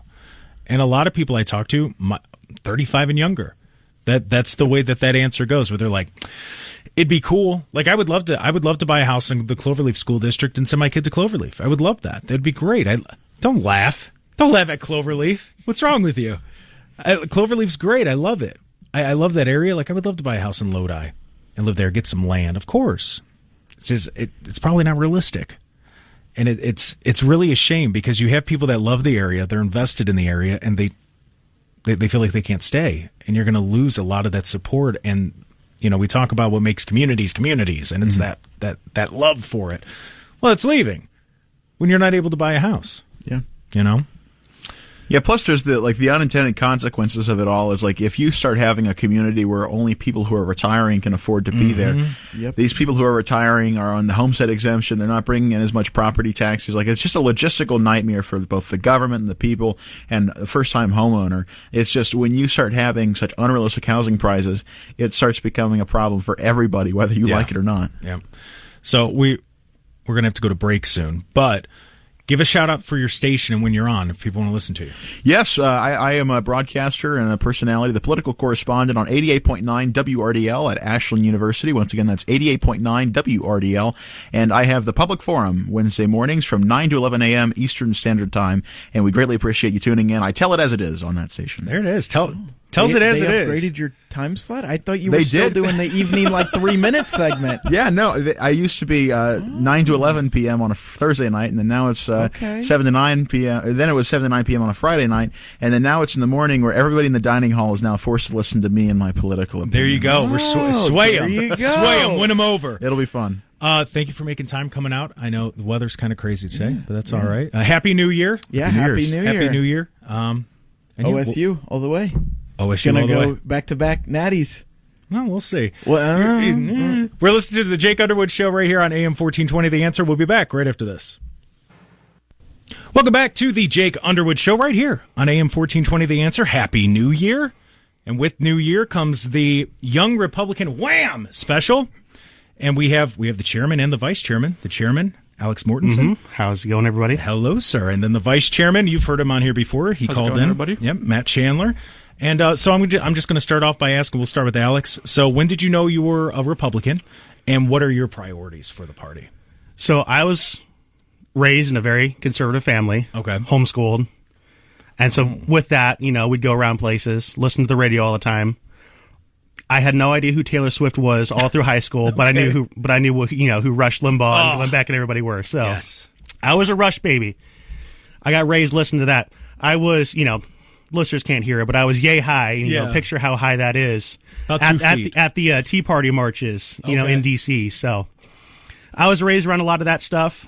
I got a little stupid around college, the first year or two of college, That's but fair. I got through it. Right. I got past it. Yeah, I think everybody does. That's all right. You're allowed to be a socialist for 6 months. Yeah, I That puts suppose everything so. in perspective. Yeah, And Matt, so when did you know you were a Republican, and what are some of your priorities? Sure. Yeah, similar to Alex, I grew up in a family full of Christians and conservatives. I'm originally from Nevada, so my parents were both in law enforcement in Las Vegas. So a lot of it for me was military and law enforcement background. So around 2016, I was finally in Ohio, and I started looking into politics a little more. And for me, it was actually President Trump that started talking a lot about law enforcement and bringing law back into the country. Yep. So after doing a little bit of research there, I started, looking at the values of the Republican Party, and they aligned with me. And since then, I've been a Republican, done a lot for the party, and continue to. Very cool. So at one point, and you're wearing the Turning Point hat, and I know you were just at AmFest. You were in a Turning Point chapter, correct? Yes, I ran the Akron chapter through the infamous COVID days. Oh. So, and then Matt here was my vice chair. So. Okay, all right. So how was that? That During was COVID's crazy, but how was that? So I had ran into the gal running the Turning Point chapter tabling one day, and I'm like, hey, this is awesome. And I was just starting to get out of my stupid era, so I was like, hey, I need to get back into this stuff. Yeah. And I joined the club. 2 weeks later, I'm the chapter secretary, helping out best I can. And end of that semester, we start going into COVID, and everything starts shutting down. Yeah. Our biggest event that year was literally the last day we were allowed to be open or anything like that. And it became pretty clear no one else was going to run it. No one else was going to look out for the students and everything. Yeah. The president of the College Republicans chapter at the time was an avowed socialist. So, that's good. It was an interesting time. And for me, we were the only organization that stood up against the tyranny of the mask mandates, of the vaccine mandates. I mean, they were threatening to kick all students out that didn't get the shot, and we just said, no, we're not going to do that. Yeah. And, we certainly had a big old protest. We did our, got up to some shenanigans, You have to. Got into a little bit of trouble, but we got out of it all. And so how did that transition into Young Republicans and then now Wham? So, after a few years of being at Akron U, thankfully school does end, Right. And, it just so happened, Matt and I graduated around the same time, as well as, a couple other people, another friend, a brother of mine. And we're like, well, this is what we've been doing. Right. Now what? Yeah. So for us, it was, we sat down in my workshop. I've got a workshop that looks like a beautiful old Western saloon. Okay. And we're just sitting there like, what's next for us? What do we do next? And, we're talking about how can we help our county? Maybe we can't focus on the school anymore. We can help our county out. We reach out to our county chairman, Doug Deacon, down in Wayne County. Great guy. And not the football player? No, not the football player. Right, I'm just checking. Not a football player. All right, I'm just checking. All right. But and he's like, hey, our Young Republicans chapter has nobody running it right now. You guys want to just take it over? We're like, sounds perfect for us. So. Yeah. Well, yeah, and so when I took over, when I was the executive director of Medina, I don't know what happened with the Young Republicans, and I don't want to speculate on, whatever. But so the first thing they said, they're like, hey, yeah, there's, they kind of joined with Wayne. I'm like, why would they join with Wayne? That's crazy. And you were one of the first phone calls I made. And I just remember telling you, I'm like, hey, whatever you guys need, anything I can do to help, just let me know. And then to watch it kind of grow over the last 6-7 months to become, people 6-7. All right. Yeah. So Seth loves that. So to watch what it's become over the last 6-7 months, it's really cool. It honestly is, because people are engaged. I mean, I go to the events. We had a video game night at the headquarters. I mean, there were like 25 kids there. 25 Young Republicans there just to hang out, play some video games. Eat lots of pizza. Lots of pizza. Marcello's. Dude, for real. Yeah, right. Everyone just, talk about it. I could tell. Talk about the pizza. Marcello's is fantastic. I forget what kind of pizza. It's hot honey. Yeah, spicy honey, hot honey. Fantastic. Oh, it's so good. Very good. But people, they're engaged. They want that, even if they don't necessarily fall under Republican. Because I've talked to a few of them there, and they're not necessarily Republicans, but you welcome them in. How important is that for you to be just welcoming to people and letting them in? Well, I mean, like you mentioned earlier, I mean, my background's been with Turning Point, and it's to see the amount of work that it's taken to get to culturally reshift an entire generation from a lot of these pushed Marxist ideologies towards what's becoming a rather strong conservative generation. Yeah. You're taking people from a lot of very different backgrounds, and you do have to understand that you do have to coalition a pretty large tent. You have to have a set principles you're all following and guiding, and it's guiding you and stuff like that. But you're pulling from a very broad area to build something that can withstand the test of time. So I think that is an important thing to consider in all of that. Yeah, it's just cool to see because, you know, we hear it constantly that, oh, well, you know, Gen Z's this, Gen Z's that, or, you know, millennials are this, or it's everybody, they just want to put everybody in a category, and that's not necessarily true.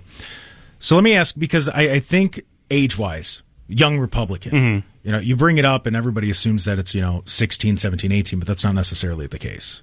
So what's the age that it goes up to? What age, when you're a quote-unquote young Republican, what's that age range? So Young Republicans, the national organization, is for anyone aged 18 to 40. Okay. We're starting to go our own way. And actually, I can announce that too. Yeah, you know. 100%. I do want you to do that. Yeah, I mean, we're going to be splitting off, for the most part, from national Young Republicans. There's been a whole lot of issues with them. You always have the conversations about how some of these scummy Republicans will like just infiltrate everything and just, you know, everybody gets frustrated how like some of these institutions just get taken over. Mm-hmm. I mean, I knew that was a thing, but like you hang out around Young Republicans, the organization, like it's the worst perpetrator, which is bizarre. So I don't want you to go into detail because I don't want, you know, there to be any issues or any drama or anything like that, because that's huge. That you're going to branch off, you're going to do your own thing. Yeah. What is WHAM? So for people who don't know, what is it, and what's the foundation of it? What are you trying to do? So WHAM stands for Wayne Holmes Ashland Medina, and you know it's an organization mainly youth centric, focused on preparing the next generation to lead our party, to run for office, really to finally give people our age that opportunity to take charge, to, you know, set the course of, you know, of the movement and things like that. So that's what we're trying to build, is giving that power and that toolbox to young people to feel like we finally have a say in things. Right. Yeah, and that's important because, I mean, we do have a say, but a lot of the time, especially when you're younger, you get ignored. And people go, well, what do you know? I got socks older than you. I hear that on the air all the time. and it's gonna be the main elephant in the room for the GOP right now. Gabe Guidarini, I always butcher his last name. Okay. But he's a good friend that works for Turning Point Action. He just sent out a post of some statistics here in Ohio amongst registered Republicans. Yeah. Gen Z only makes up 3%. That's scary. It's really bad. Yeah. So of all registered Republicans, Gen Z, an entire generation, is only making up 3% of that. Wow. And that needs to be addressed. Now, I think a lot of those are rather conservative people. Yeah. They've just not gotten involved in, you know, a lot of the primary or GOP politics and stuff like that. But this is going to be the generation that starts to bring things back. I mean, we want to see things fixed. I mean, you know, I know there's always the jokes about it and stuff like that, but, you know, Gen Z certainly hasn't had it easy. I mean, a statistic I just heard down at AmFest was, I mean, it's insane, but 28% of our generation was killed off before we were allowed the chance to be born. 28% of our generation was aborted. Yeah. You know, and then you compile that with, you know, an education system that's been setting us up for failure. Yeah. You know, we always like to joke on the Gen Zers that don't know how to do anything. It's like, well, who taught them? Yeah. No, that's who ran the schools? That's a very important point. Who raised them that way? Well, you know, and I always bring up when they bring up participation awards, who's the one that was printing them out? Who's the one that was signing them? Who's the one that was handing them out to people? So, you know, there is some blame there. You know, you don't know what you don't know. My first job in radio, people are like, how don't you know this? I don't know what I don't know. Yeah. You know, you can't expect to know something if you were never taught how to do it. Yeah. I mean, the phones. I mean, Gen Z always on their phones. Who made the phone? Who bought the phone? The Fent crisis. I was just at a funeral this morning for a neighbor of mine, my age. Yeah. OD'd his last OD this week. You know, and his family's going to be devastated by that. But this is the stuff that's happening everywhere. And Gen Z, I don't like to say this like that we're a bunch of complainers and stuff like that, or we've been given a raw deal like, hey, these are our problems and we will deal with this stuff. But give us that room. Put your trust in us to fix these problems. These are the things we care about. Work with us. Yeah. Help us on this stuff. So for people that are listening to understand, if you had to pick like the top 3 priorities for Gen, I'm going to have you speak for all of Gen Z, all young Republicans, that age range. Top 3 priorities. What are they in your opinion? we need to get things affordable again. This whole culture of, you will own nothing and you will like it. Mm-hmm. You know, I know it kind of gets joked about and stuff like that, but that's what the Gen Z actually feels. You know, that's the world they have to live with every single day. You know, okay, gas prices are getting better, but, you know, I'm going to be lucky or happy if I can own a home, and I've got a nice little engineering job right now. And it's funny you say that, because I asked both James and Aiden earlier in the show, realistically, do you think you could own a house? And James said maybe, and Aiden's like, you know, like there's that hesitation. So I'll start with Matt. Do you think someday you'll be able to own a house? It's looking a lot rougher for sure. Yeah, it's gonna take a lot of time, I think. Right, and I mean you're alluding to it. I know I won't. I don't know that I'll ever be able to own a house. If I stop spending all my money tilting at windmills to putting my money towards Wham and everything, I might be able to get by. I could scrape by probably. Yeah, but. You know. And for people that want to know about Wham and know the backstory and everything, do you have a website? We do have a website. Okay. As of yesterday, or a couple days for the listeners to this, you can go to Wham, Ohio, WHAM, Ohio.com. So brand new website.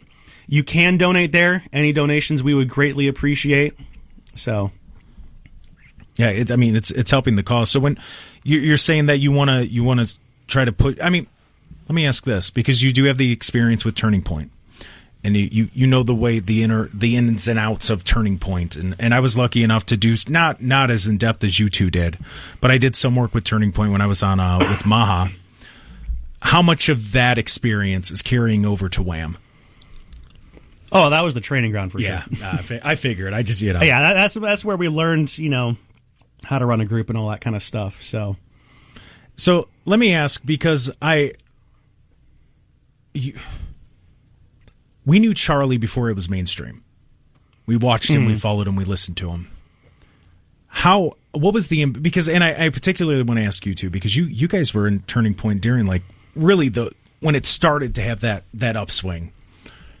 What did Charlie mean to you? And then we'll start with Alex, and then I also want to get to Matt. What did Charlie mean to you? Charlie, honestly, I think probably the coolest part about Charlie was just how much you could watch him grow over a series of years, mm-hmm. and how the organization started as basically just kind of like a economic libertarian kind of club that really became a very strong, well-rounded Christian conservative organization. Yeah, and seeing kind of like growth and pivoting towards the issues that matter, I think that is actually something that probably impressed me more than a lot of stuff.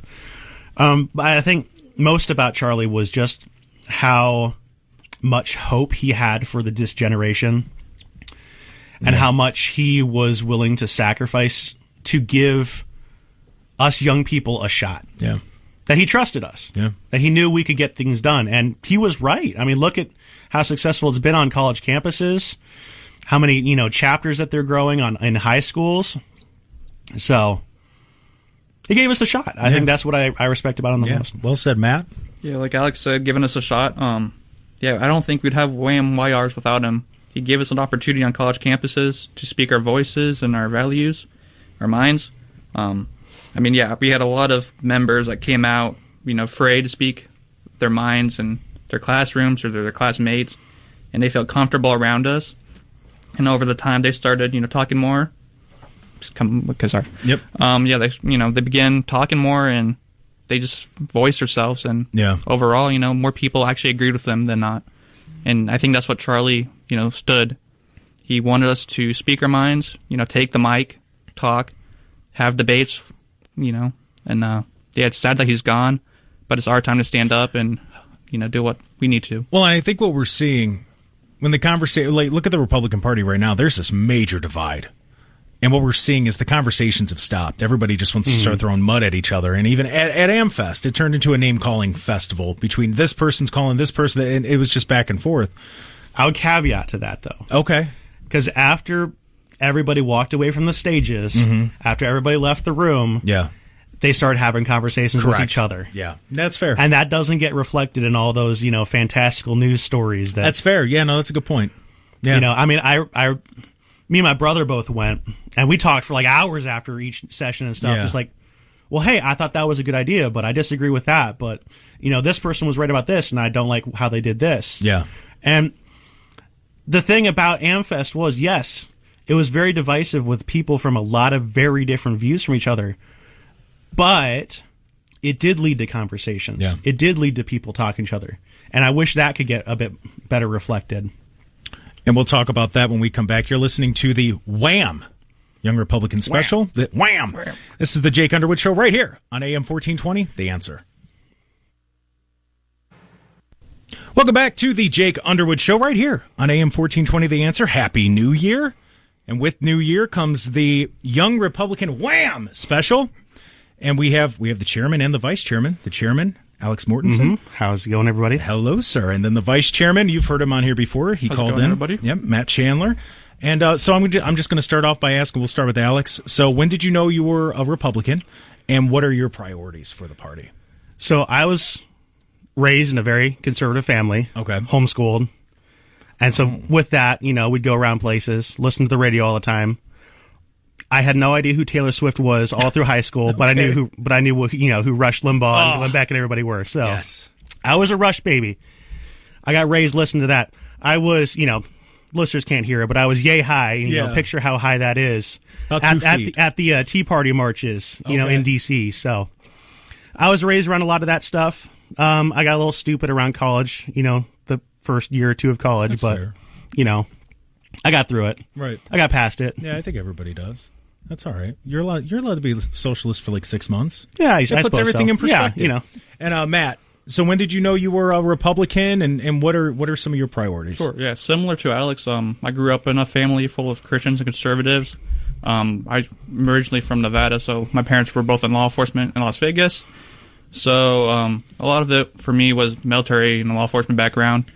So around 2016, I was finally in Ohio, and I started looking into politics a little more. And for me, it was actually President Trump that started talking a lot about law enforcement and bringing law back into the country. Yep. So after doing a little bit of research there, I started, looking at the values of the Republican Party, and they aligned with me. And since then, I've been a Republican, done a lot for the party, and continue to. Very cool. So at one point, and you're wearing the Turning Point hat, and I know you were just at AmFest. You were in a Turning Point chapter, correct? Yes, I ran the Akron chapter through the infamous COVID days. Oh. And then Matt here was my vice chair. So. Okay, all right. So how was that? That During was COVID's crazy, but how was that? So I had ran into the gal running the Turning Point chapter tabling one day, and I'm like, hey, this is awesome. And I was just starting to get out of my stupid era, so I was like, hey, I need to get back into this stuff. Yeah. And I joined the club. 2 weeks later, I'm the chapter secretary, helping out best I can. And end of that semester, we start going into COVID, and everything starts shutting down. Yeah. Our biggest event that year was literally the last day we were allowed to be open or anything like that. And it became pretty clear no one else was going to run it. No one else was going to look out for the students and everything. Yeah. The president of the College Republicans chapter at the time was an avowed socialist. So, that's good. it was an interesting time, and for me, we were the only organization that stood up against the tyranny of the mask mandates, of the vaccine mandates. I mean, they were threatening to kick all students out that didn't get the shot, and we just said, no, we're not going to do that. Yeah. And, we certainly had a big old protest. We did got up to some shenanigans, You have to. Got into a little bit of trouble, but Right. we got out of it all. And so how did that transition into Young Republicans and then now Wham? So, after a few years of being at Akron U, thankfully school does end, Right. And, it just so happened, Matt and I graduated around the same time, as well as, a couple other people, another friend, brother of mine. And we're like, well, this is what we've been doing. Right. Now what? Yeah. So for us, it was, we sat down in my workshop. I've got a workshop that looks like a beautiful old Western saloon. Okay. And we're just sitting there like, what's next for us? What do we do next? And, we're talking about how can we help our county? Maybe we can't focus on the school anymore. If we can help our county out, we reach out to our county chairman, Doug Deacon, down in Wayne County. Great guy. And not the football player? No, not the football player. Right, I'm just checking. Not a football player. All right, I'm just checking. All right. But and he's like, hey, our Young Republicans chapter has nobody running it right now. You guys want to just take it over? We're like, sounds perfect for us. So. Yeah. Well, yeah, and so when I took over, when I was the executive director of Medina, I don't know what happened with the Young Republicans, and I don't want to speculate on, whatever. But so the first thing they said, they're like, hey, yeah, there's, they kind of joined with Wayne. I'm like, why would they join with Wayne? That's crazy. And you were one of the first phone calls I made. And I just remember telling you, I'm like, hey, whatever you guys need, anything I can do to help, just let me know. And then to watch it kind of grow over the last 6-7 months to become, people 6-7. All right. Yeah. So Seth loves that. So to watch what it's become over the last 6-7 months, it's really cool. It honestly is, because people are engaged. I mean, I go to the events. We had a video game night at the headquarters. I mean, there were like 25 kids there. 25 young Republicans there just to hang out, play some video games. Eat lots of pizza. Lots of pizza. Marcello's. Dude, for real. Yeah, right. Everyone just, talk about it. I could tell. Talk about the pizza. Marcello's is fantastic. I forget what kind of pizza. It's hot honey. Yeah, spicy honey, hot honey. Fantastic. Oh, it's so good. Very good. But people they're engaged. They want that, even if they don't necessarily fall under Republican. Because I've talked to a few of them there, and they're not necessarily Republicans, but you welcome them in. How important is that for you to be just welcoming the people and letting them in? Well, I mean, like you mentioned earlier, I mean, my background's been with Turning Point, and it's to see the amount of work that it's taken to get to culturally reshift an entire generation from a lot of these pushed Marxist ideologies towards what's becoming a rather strong conservative generation. Yeah. You're taking people from a lot of very different backgrounds, and you do have to understand that you do have to coalition a pretty large tent. You have to have a set principles you're all following and guiding, and it's guiding you and stuff like that. But you're pulling from a very broad area to build something that can withstand the test of time. So I think that is an important thing to consider in all of that. Yeah, it's just cool to see, because we hear it constantly that Gen Z's this, Gen Z's that, or millennials are this, or it's everybody. They just want to put everybody in a category, and that's not necessarily true. So let me ask, because I think age wise, young Republican, you bring it up and everybody assumes that it's 16, 17, 18, but that's not necessarily the case. So what's the age that it goes up to? What age, when you're a quote-unquote young Republican, what's that age range? So Young Republicans, the national organization, is for anyone aged 18 to 40. Okay. We're starting to go our own way. And actually, I can announce that, too. 100%. I do want you to do that. Yeah, I mean, we're going to be splitting off, for the most part, from national Young Republicans. There's been a whole lot of issues with them. You always have the conversations about how some of these scummy Republicans will just infiltrate everything and just, everybody gets frustrated how some of these institutions just get taken over. Mm-hmm. I mean, I knew that was a thing, but you hang out around Young Republicans, the organization, it's the worst perpetrator, which is bizarre. So I don't want you to go into detail, because I don't want, there to be any issues or any drama or anything like that, because that's huge. That you're going to branch off, you're going to do your own thing. Yeah. What is WHAM? So for people who don't know, what is it, and what's the foundation of it? What are you trying to do?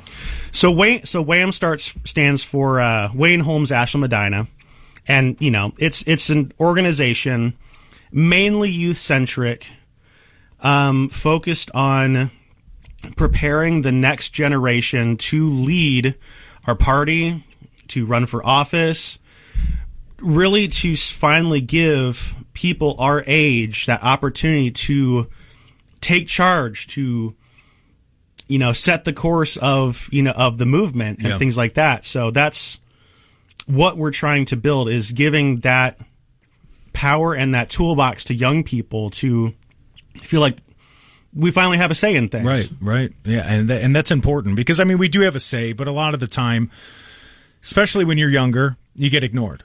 And people go, well, what do you know? I got socks older than you. I hear that on the air all the time. and it's gonna be the main elephant in the room for the GOP right now. Gabe Guidarini, I always butcher his last name. Okay, but he's a good friend that works for Turning Point Action. He just sent out a post of some statistics here in Ohio amongst registered Republicans. Yeah. Gen Z only makes up 3%. That's scary. It's really bad. Yeah. So of all registered Republicans, Gen Z, an entire generation, is only making up 3% of that. Wow. And that needs to be addressed. Now, I think a lot of those are rather conservative people. Yeah. They've just not gotten involved in, a lot of the primary or GOP politics and stuff like that. But this is going to be the generation that starts to bring things back. We want to see things fixed. I know there's always the jokes about it and stuff like that, but Gen Z certainly hasn't had it easy. A statistic I just heard down at AmFest was, it's insane, but 28% of our generation was killed off before we were allowed the chance to be born. 28% of our generation was aborted. Yeah. And then you compile that with, an education system that's been setting us up for failure. Yeah.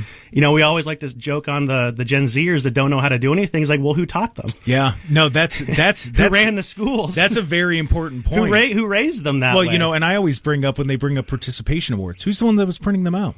Who's the one that was signing them? Who's the one that was handing them out to people? So, there is some blame there. You don't know what you don't know. My first job in radio, people are like, how don't you know this? I don't know what I don't know. Yeah. You can't expect to know something if you were never taught how to do it. Yeah. The phones. Gen Z always on their phones. Who made the phone? Yeah, who bought the phone? The Fent crisis. I was just at a funeral this morning for a neighbor of mine, my age. Yeah. OD'd his last OD this week.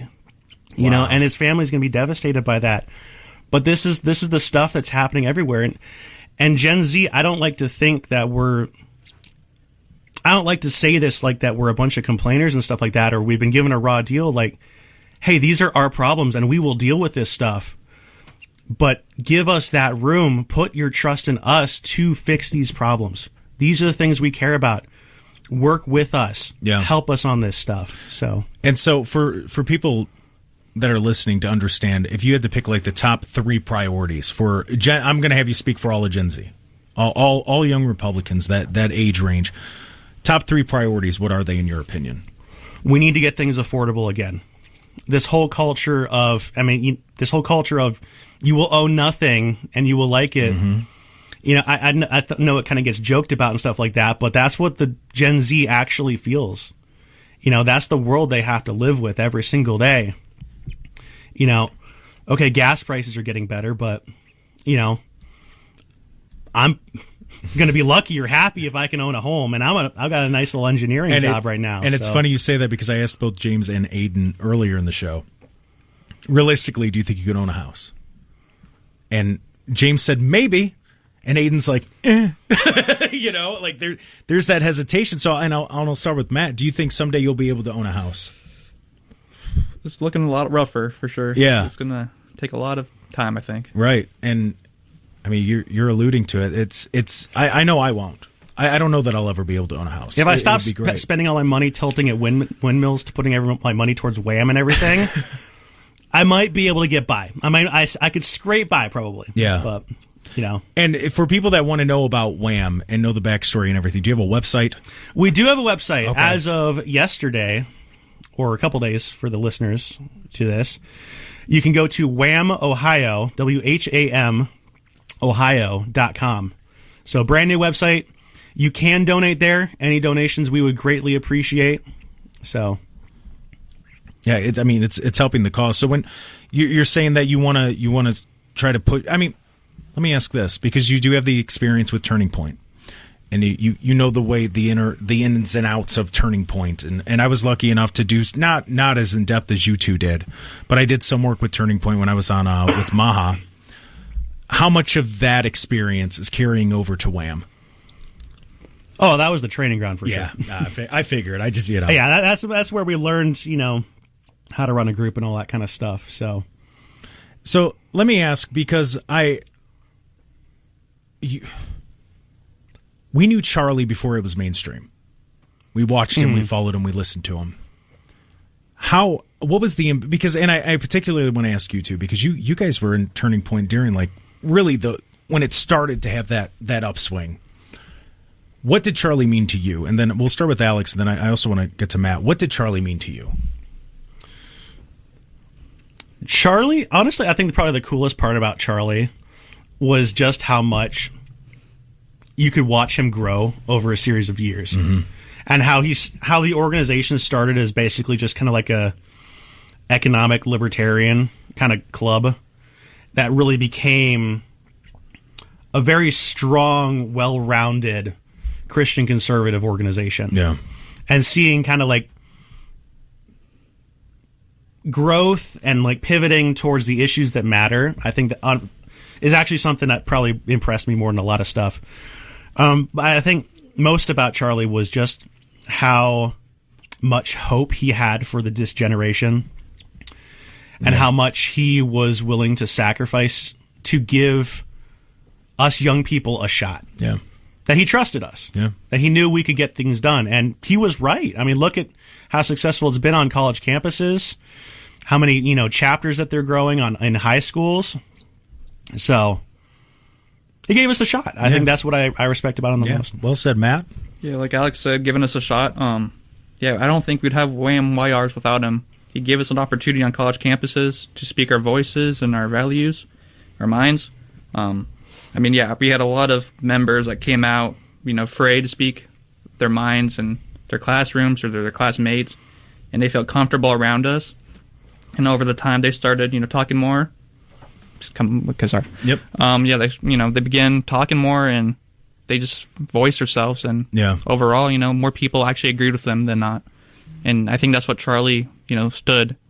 He wanted us to speak our minds, take the mic, talk, have debates, and it's sad that he's gone, but it's our time to stand up and, do what we need to. Well, and I think what we're seeing when the conversation, look at the Republican Party right now, there's this major divide. And what we're seeing is the conversations have stopped. Everybody just wants to start throwing mud at each other. And even at AmFest, it turned into a name-calling festival between this person's calling this person, and it was just back and forth. I would caveat to that, though. Okay. Because after everybody walked away from the stages, after everybody left the room, they started having conversations with each other. Yeah, that's fair. And that doesn't get reflected in all those, fantastical news stories. That's fair. Yeah, no, that's a good point. Yeah.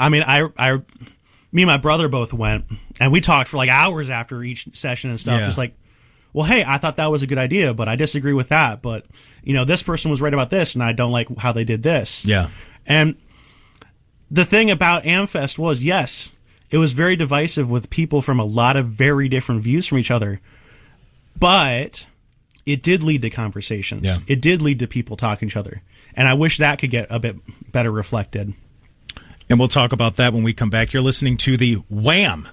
Young Republican Special. Wham! The Wham! This is the Jake Underwood Show right here on AM 1420, The Answer. Welcome back to the Jake Underwood Show right here, AM 1420, The Answer. This is the Wham! Special. You Wham! Young Republicans. We're here with the chairman and the vice chairman. So we were talking about how you were at AmFest and that the conversation started. That I try to do that here. Mm-hmm. And I want the, I always tell people, I'm not your voice. I don't want to be your voice. This is your platform. Come here and talk. And so the reason why I believe strongly in that is because I don't know that the Republicans have the victory in the style that they do without Robert F. Kennedy endorsing President Trump, and that was at a turning point event. So we saw right there what can happen when you have the conversations, two sides come together, and I've worked with both. They don't agree on a lot. But have you talked about health more than we have in the last year? No. And that's because two sides that are completely different came together and they said, this is something we agree on. This needs to be worked on. Let's get it worked on. Within the party itself, that divide, which we talked about a little bit last segment, it's starting to rip more and more and more. How do you think, and we'll start with Alex, how do you think you start to bring those two sides together? So I've actually kind of just stopped referencing everything in terms of... I still do a little bit, but I've stopped focusing so heavily on the ideological subgroups within our movement. And I've started looking a lot more, or paying a lot more closer attention to, are you a builder or are you a corrupter? Ooh, okay. And that's honestly what influences me and my decisions with who's an ally and who's not an ally. Interesting. The way I like to think about it, creation, I'll get spiritual and stuff here for a second. Yeah. Creation is a divine attribute. Our Father in heaven, he is the creator. Creation comes from him. The power to create comes from him. We know the other side to that. Mm-hmm. Corruption, lies, twisting, basically taking what already exists and twisting it into something sick and nasty. If you are a Christian conservative, creation is your power. That's your superpower you have access to.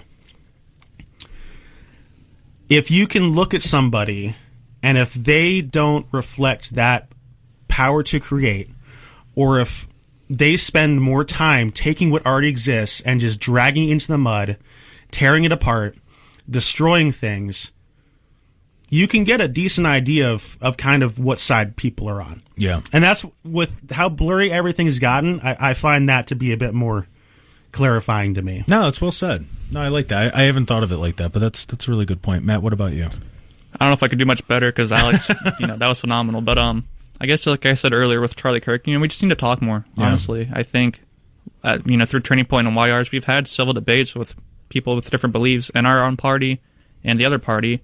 So yeah, I think we just need to talk more, have civil debates. And so let me ask you, because I've told people that too, and the answers I get back, what I'm told is, yeah, but they think I'm a fascist. There's no talking to them. What do you say to that?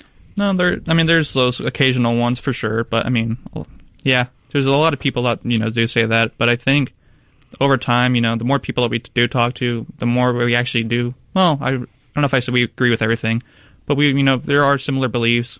I think more people are kinder than we think there is. And I think we just need to talk. Yeah, no, I think that's fair. I think, Alex, tell me if this is fair to say. I think we agree on 70% of things. We just have different ways of getting there. Is that fair to say? I think with a good chunk of people, at least within our side.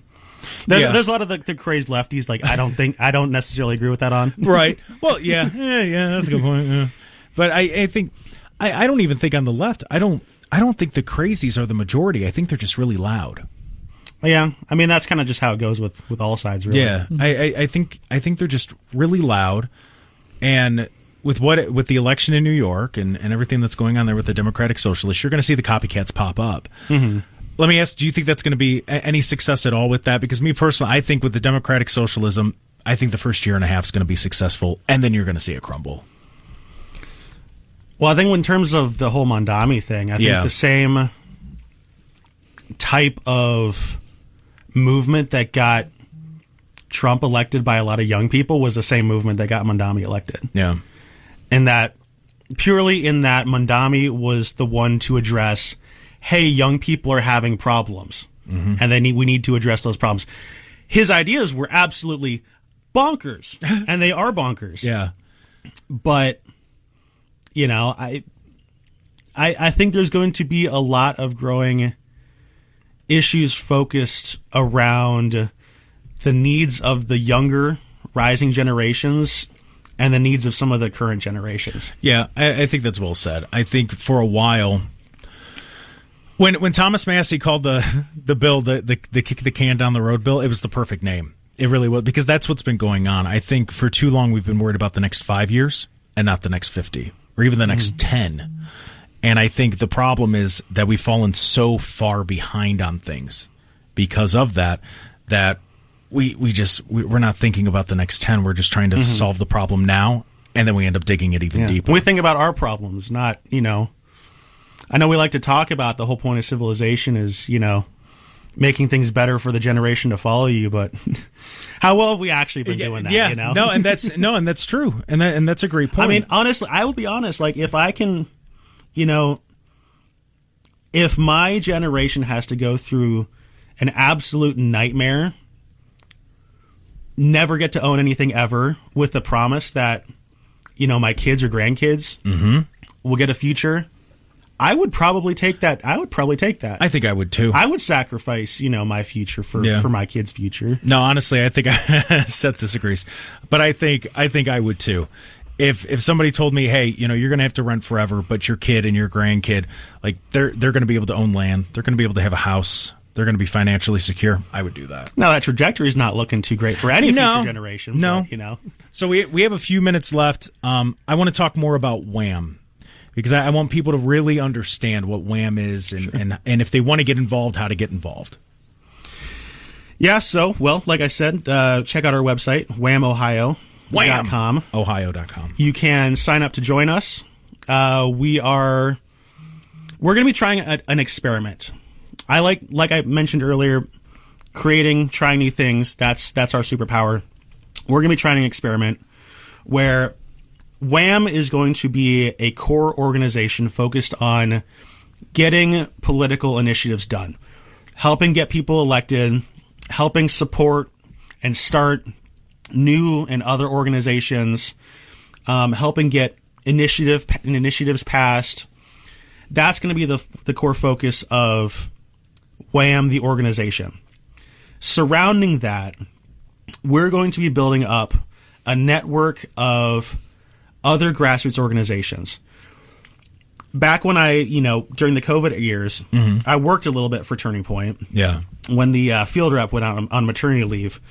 And the big thing at the time was go around to grassroots organizations and help them fight in the schools. Yeah. And I learned very quickly, Ohio conservative grassroots, it struggles a lot. It's very disorganized. It's very scattered and all over the place. There's a lot of great people there, but, it doesn't have a lot of power because no one's coalesced it before. There's been a couple opportunities to build coalitions, but, a lot of them have either been just photo ops or just social gatherings.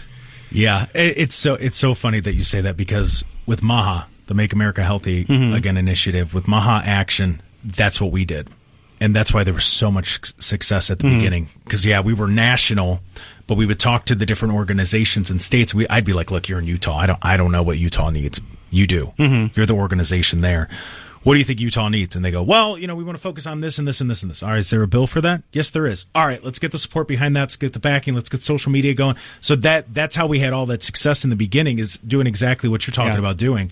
And we learned a lot of that from Turning Point. And our experiment with Wham is going to be, we're going to be building a team of allied grassroots organizations and give them the say as to what Wham focuses on. That's cool. And give that power and control to the grassroots. Once again, give them that grassroots power, and then we focus on getting it done.